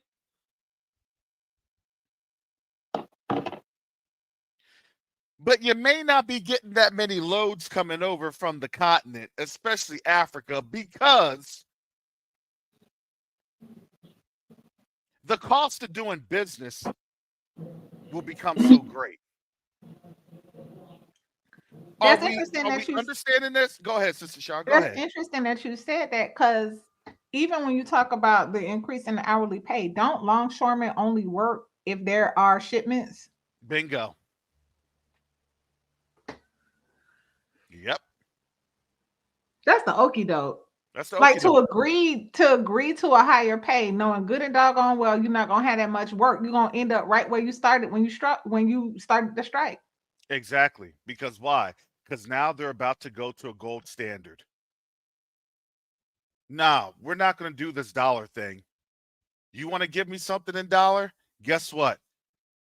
My cost is for a shilling, a CFR, cipher, whatever. That donation, that monetary donation of value starts at a gram of gold.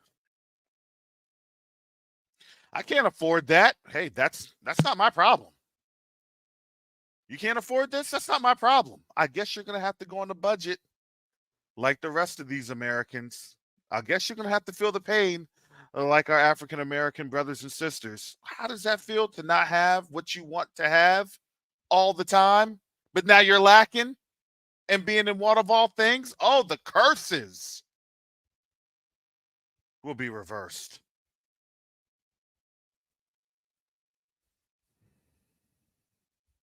This was the okie doke. Get them ready. You got 3 weeks. Technically 18 days. Get them ready. Well, things are not looking too good because of the port strike, and business never returned to normal. They're gonna cover everything up on this port strike. They gave you the narrative. They gave you all the narrative.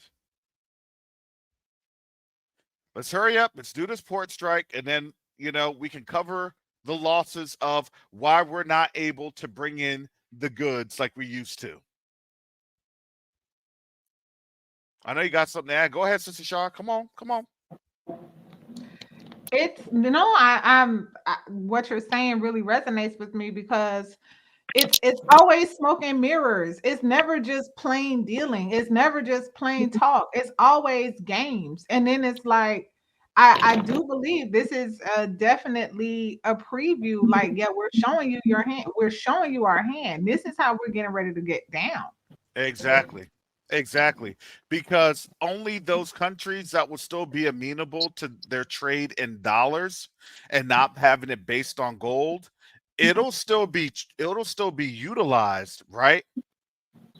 But there won't be as many, because then they'll realize that they're losing money when they have to deal with the rest of the other global south that's now coming through on hard currency. i.e., gold. How long do you think America will be able to stay in its current state? You know, I go on out there and I have the video for neodiplomacy.com. You can visit neodiplomacy.com where when you sign on up, I'll be able to release that class to you. It's an introductory class because you have to get the baseline down first, so then I can give you the breakdown of how you will be able to utilize these different steps and opportunities that we have been able to create over on the continent. And the value literally is in the relationship. Mm-hmm. It's true. It literally is. Thank you, Mina Kieta, for the super sticker. Hallelujah. Because, Brother Karis, what happens? What's the default currency when you're in an open air prison? You're going to have to exchange your cigarettes. Yep. Right? Like, at a certain You have to point, exchange goods. You're going to have to exchange services. You're going to have to exchange what? Anything that can pass through the fire. You better have a gold chain on you, some silver links. You better smelt that thing down. Form it, smelt it down, and form it with some lead blocking.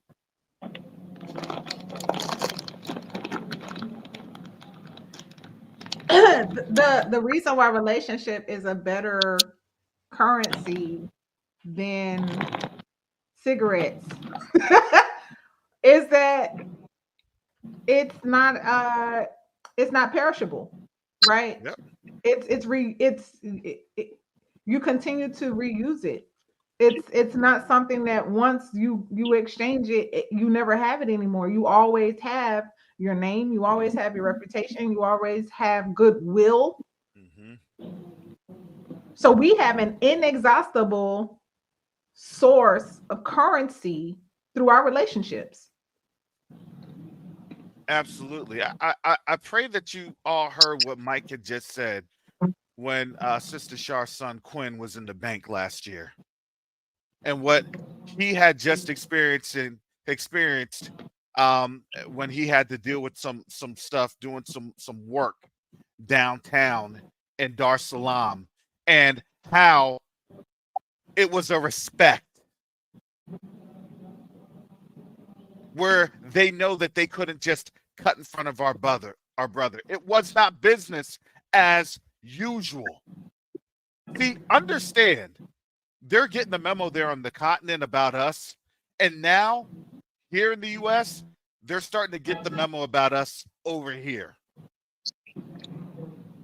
They have lost their global position and authority when you have Ayatollah Khamenei literally talking about the U.S. and that Eastern Mediterranean nation in the midst of thousands of people, while there is a bounty on his head from what just occurred less than 4 days ago. This is stunning. This is stunning. Understand what he is saying to the other nations, not just there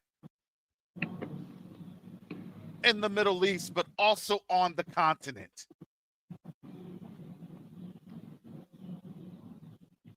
Side. I'm telling you, in 18 days, that's all we have, family, 18 days until that BRICS conference, that payment system goes live. Get down or get laid down. They're going to have state property. They're going to get the Beanie Siegel treatment.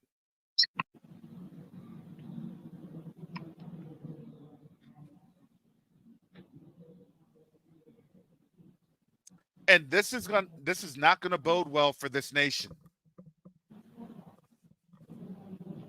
Well, we can't really bring any goods on in, or we don't have goods because, this and that, right? Now they have their target. Now they know who they're gonna blame. Well, it's that ILA people, it's the longshoremen people. Understand, the strike was not terminated. The strike was just suspended until when? January 15th. But all the while, that gives them that plausible deniability. Oh, it's not this, it's not that. It's just that, we're having major economic issues because of the supply chain. And they're not going to tell you, no, these ships, these boats, these goods, these services, they're going off of a gold standard that the U.S. can't afford. We're now getting ready to turn into a dirt poor nation.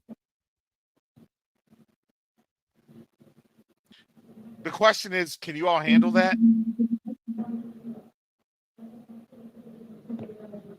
You've already seen the response in North Carolina.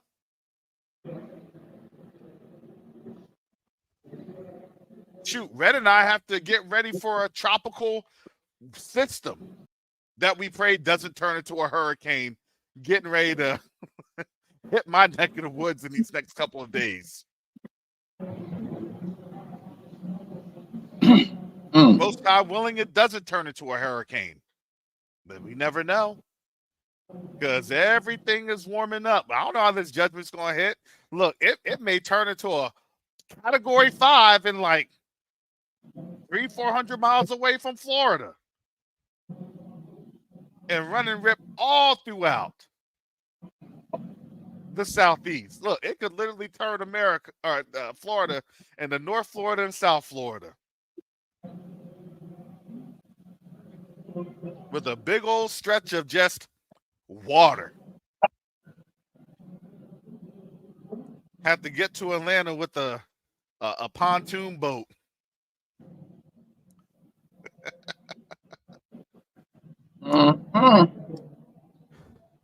Have to get. I think it's just a matter of just sitting. Go ahead, boy, Mike. I'm just what time is it there? It's 9:30. We got about 30 more minutes. Well, we got about 25. Be respectful. Well, I'm just looking at today being Friday, and it seems like Friday is always that day when everything take a hit and thing. Now Hezbollah. Now when they did their first strike, they didn't come back with a second strike, did they?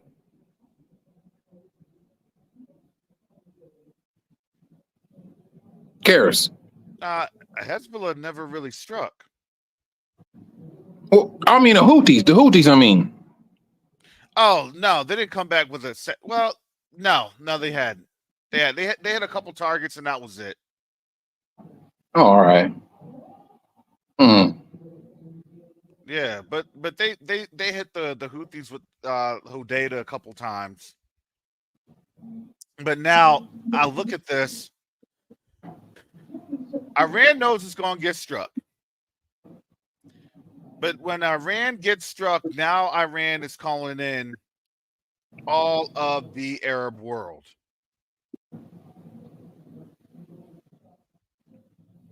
The Arabs, Qatar, Saudi Arabia, UAE, and Kuwait, they said that they're neutral in this conflict.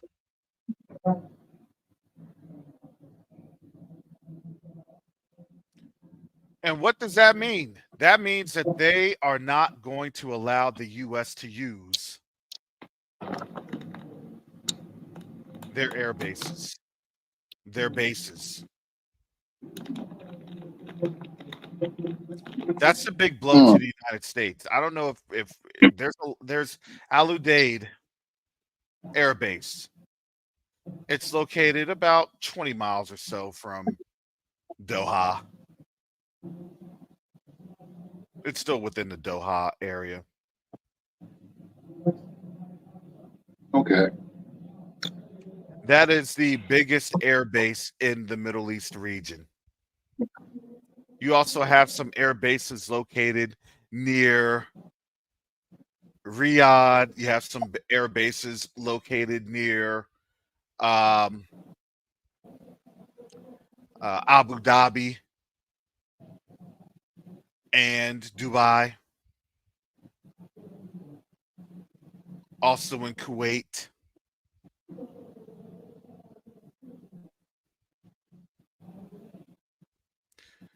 So you have a lot. You just had the nations that host U.S. military personnel,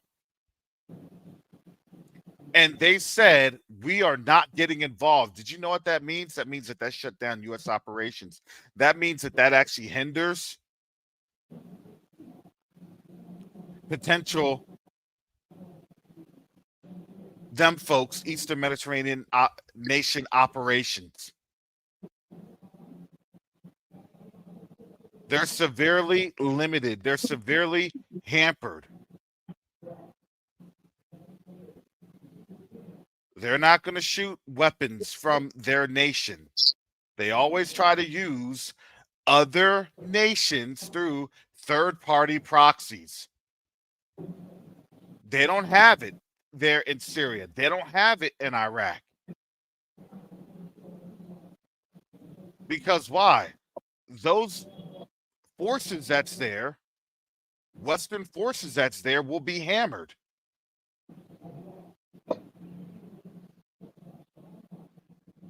And now on top of that, you have to understand how extreme and how critical this situation is. Russia has satellite imagery too. Yes, they do. Russia can target too. Yes, they can. So my question would be, what quote unquote Russian liaisons will be there providing targeting information and targeting capabilities to Iranians in their joint operations center?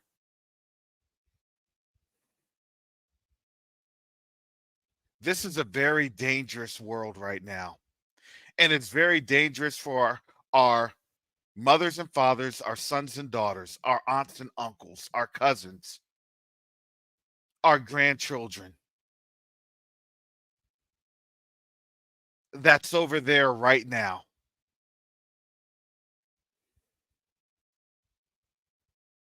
What would happen if they can't even evacuate? What would happen if they can't even bring in C5s or C17s, if they can't even land them? Well, can we just get our folks on in and take them on out? Will you give us 48 hours? No.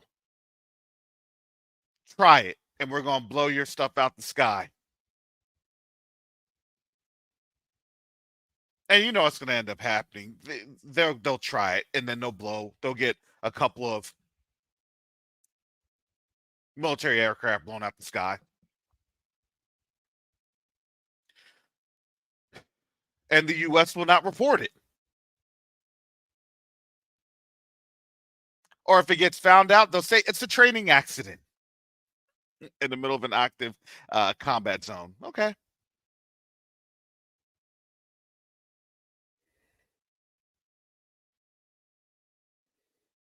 We're past the point of no return, and they know it. They brought us to the Valley of Jehoshaphat for real.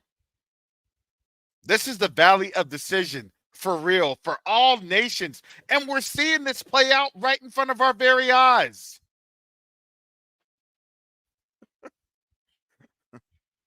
I didn't say it.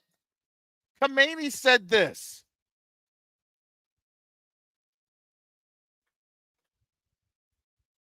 This has been, in my mind, in my opinion, a week of all weeks. What say you, Sister Shar, Brother Mike?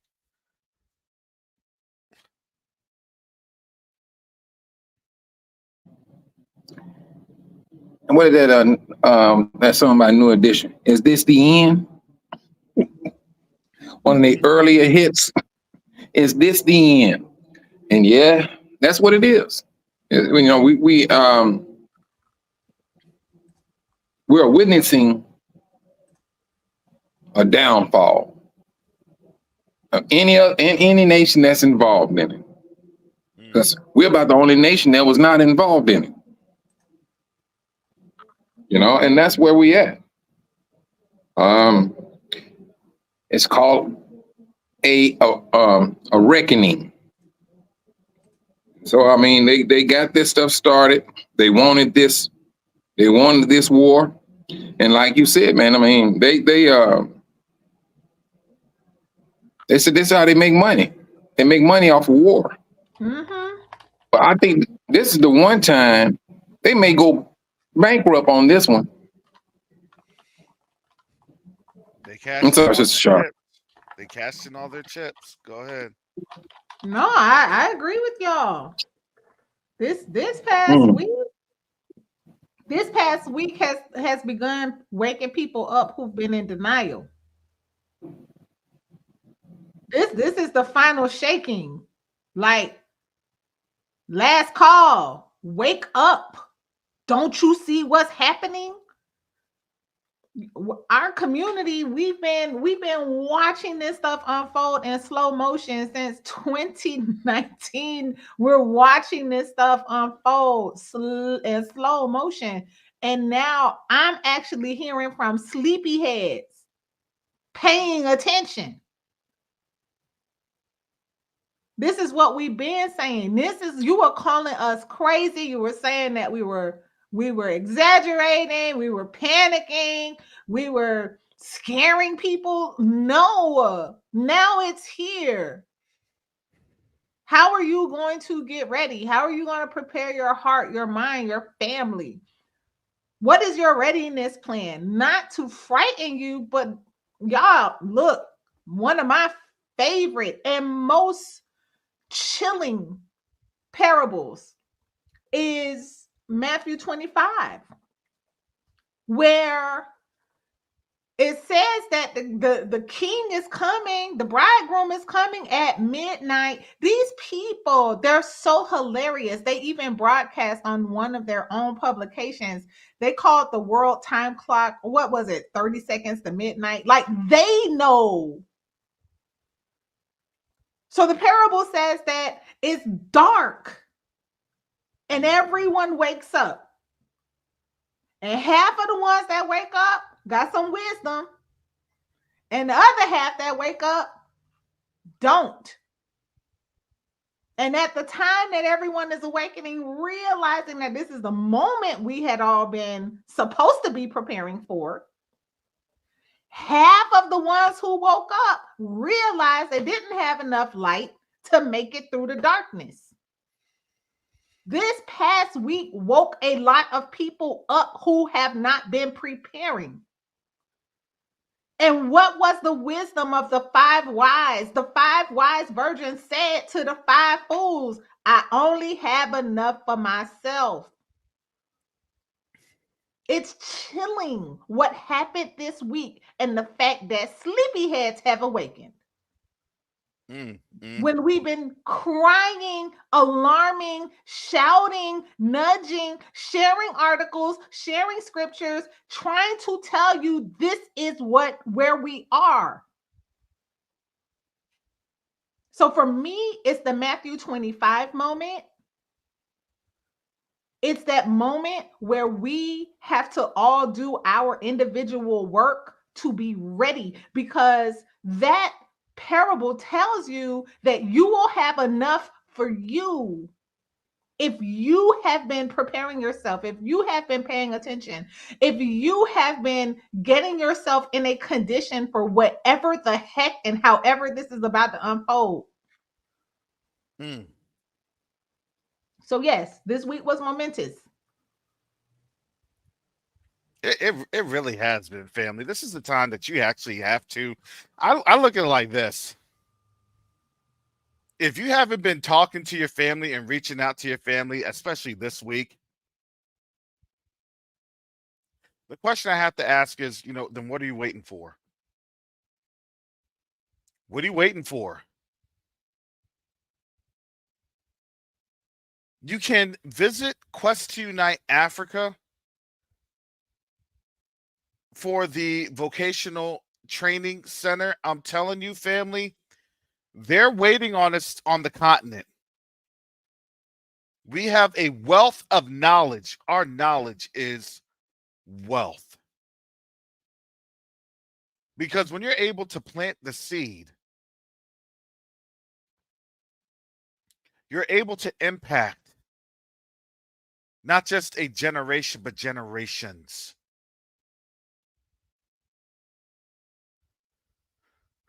Also, family.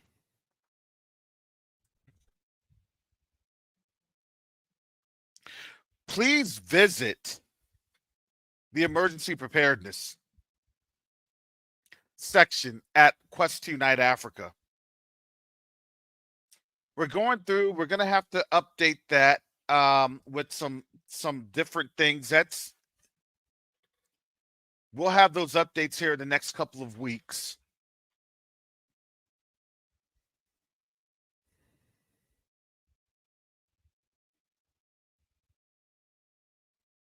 So I was telling folks, I had a conversation with Red yesterday. I said, oh yeah, I forgot. You could do maps.me. Red was like, Brother Karras, are you serious? These are downloadable maps that you don't need to have a Wi-Fi connection. I was like, yeah, that's what I used to use in the military. He's like, we were asking you about this last year. That was hilarious. I was That was like, oops. hilarious. I said, oops, my bad. Yeah. There are Faraday bags. Yes, there are Faraday bags over on Amazon.com. I'm gonna try to find out about that. So I would like to do some sort of Amazon marketing partnership. I know that Sister Shar and I had kind of talked about this last week, and the board had. You can set up a store, maybe a Q2UA store, Yes, yeah, or and like then it would link. recommended items.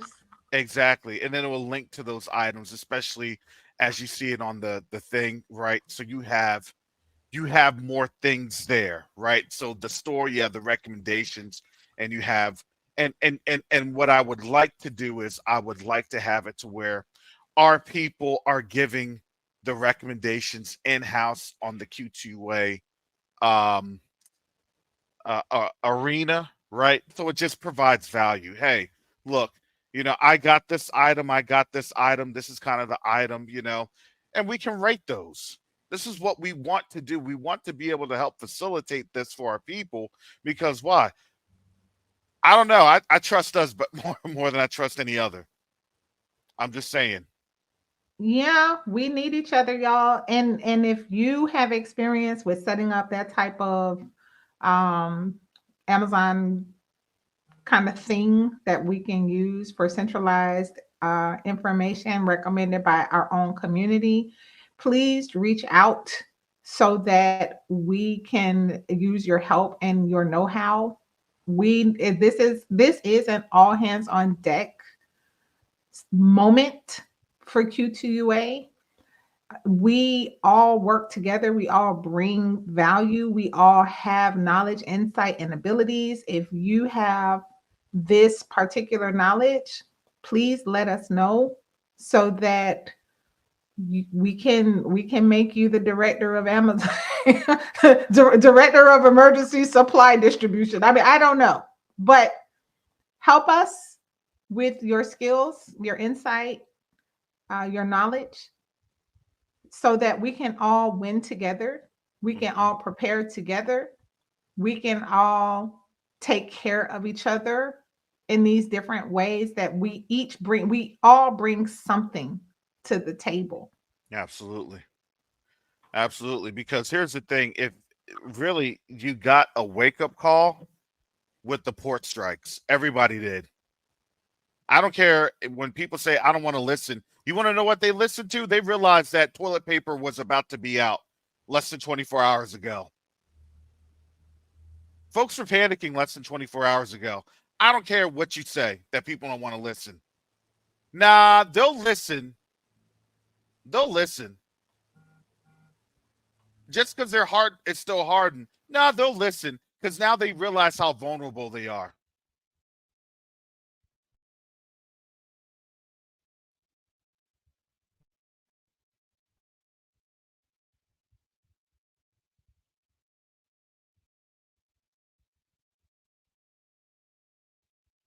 I'll have to take a look at that. Senior Leah Puma. I'll have to take a look.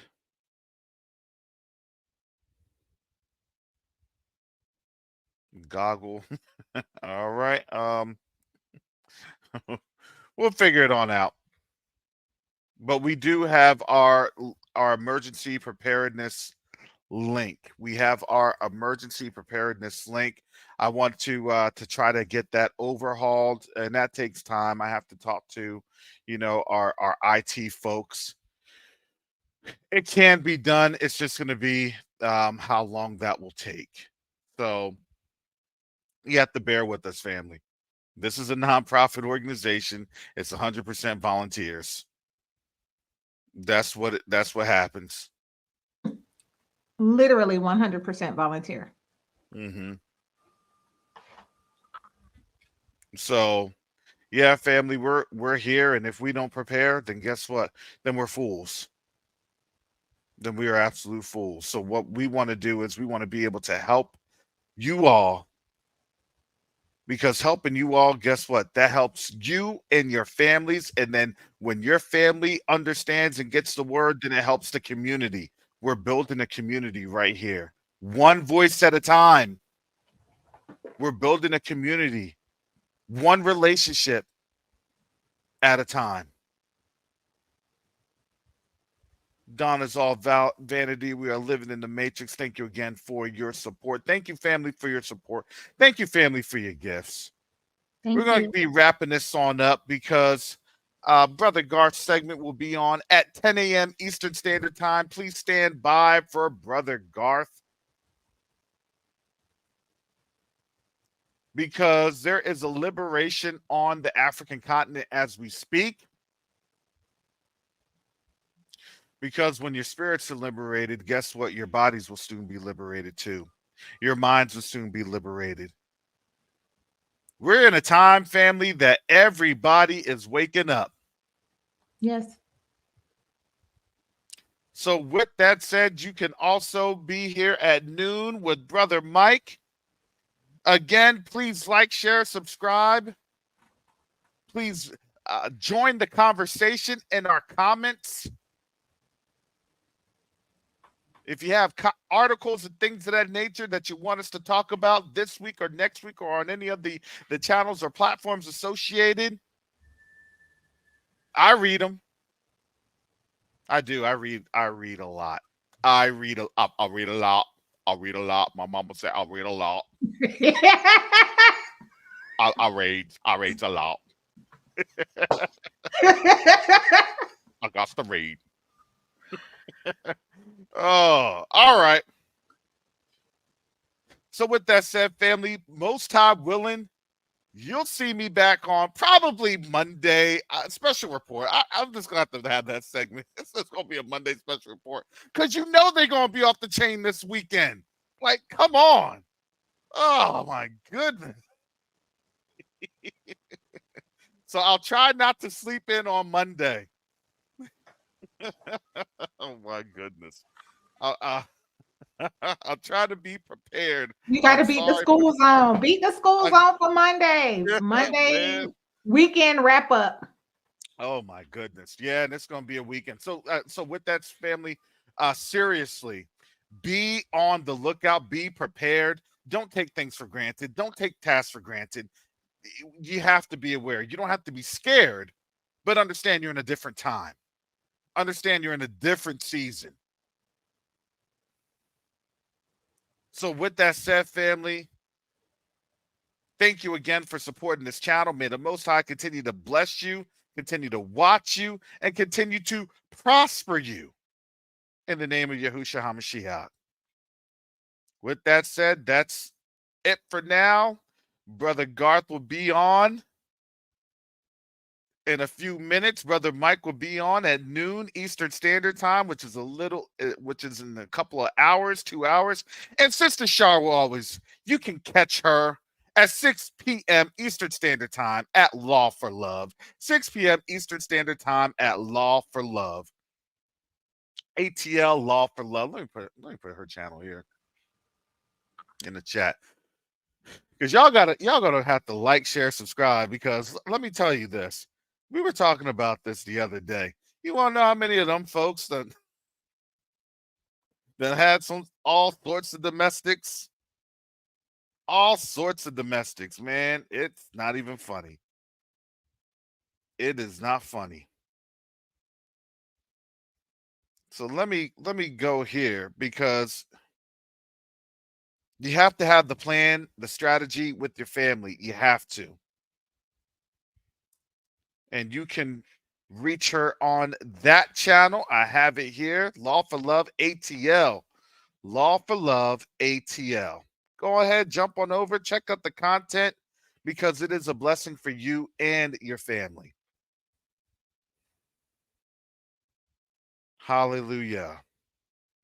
And again, thank you for those that are ordering the book, The Rise of Afrika, the Continent, the Diaspora, and BRICS, because you're seeing everything play out in real life. That's the power of the Most High right there. Hallelujah. And also, please visit neodiplomacy.com. Sister Shar will be coming on out with her classes when she is ready to debut that. But yes, family, we have to be able to support our community and abroad. These are tools for life, for real. I can't stress it enough. Thank you so much, Brother Karis, for the shout out. It's funny that it's you and Brother Michael here got me on this YouTube, in these YouTube streets, dragged me out kicking and screaming. Didn't want to come. Y'all bullied me into social media, but I appreciate y'all. That's part of what we do. We support each other. We take away excuses from one another for not showing up the way we have the potential to be showing up. With the art of diplomacy that we did is 2 weeks ago now. 2 weeks ago. Yes. That we have that available on lawforlove.com, which is actually my segment is the art of intimacy diplomacy.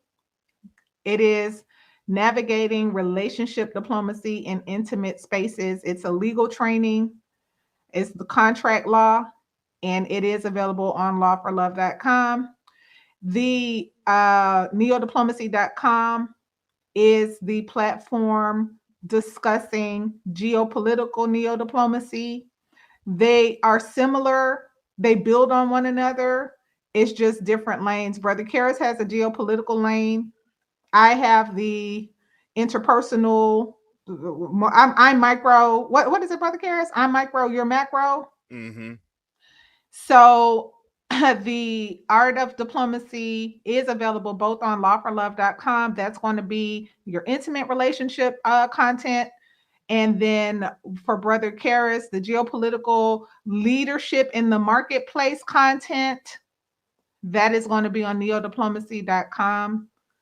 And we'll post links here for your benefit. There's right now a mini class available for free on both websites for both different types of content.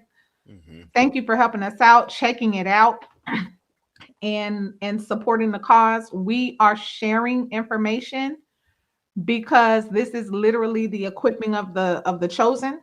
This is literally us coming out of darkness, destroying the works of darkness, which is not knowing, ignorance. Mm-hmm. They were able to hide us from the truth using these different war strategies of ignorance and darkness over our consciousness, over our awareness. And now that we're aware, we have the responsibility, each and every one of us, the thing that you know that you can share to build up your brother and sister, bring it. We need each other. So right now we do have a free mini class available on both websites, lawforlove.com and neodiplomacy.com. And I will post those links for your for your convenience here. All right. Thank you, Sister Shar. Okay, we got to wrap on up. Brother Garth will be up next.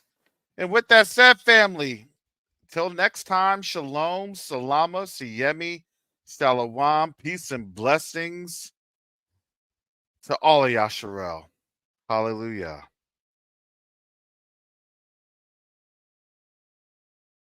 Neo-diplomacy is the new currency. Neo-diplomacy is the new currency.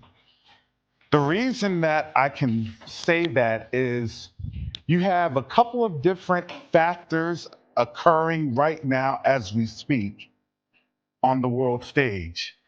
The dollar is being disrupted. Nations are no longer wanting to engage with the United States.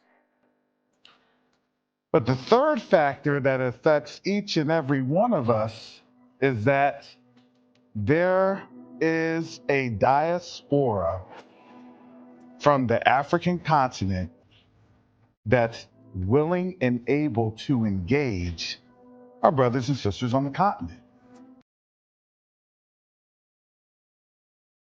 The Rise of Africa, the continent, the diaspora, and BRICS explores the relationships that are affecting the global economy right now. This book explores the relationships of the African diaspora's influence on the African continent and why this is important in stabilizing relationships with an understanding of how BRICS impacts the future, good or bad. You can order your copy of The Rise of Africa today on Amazon.com.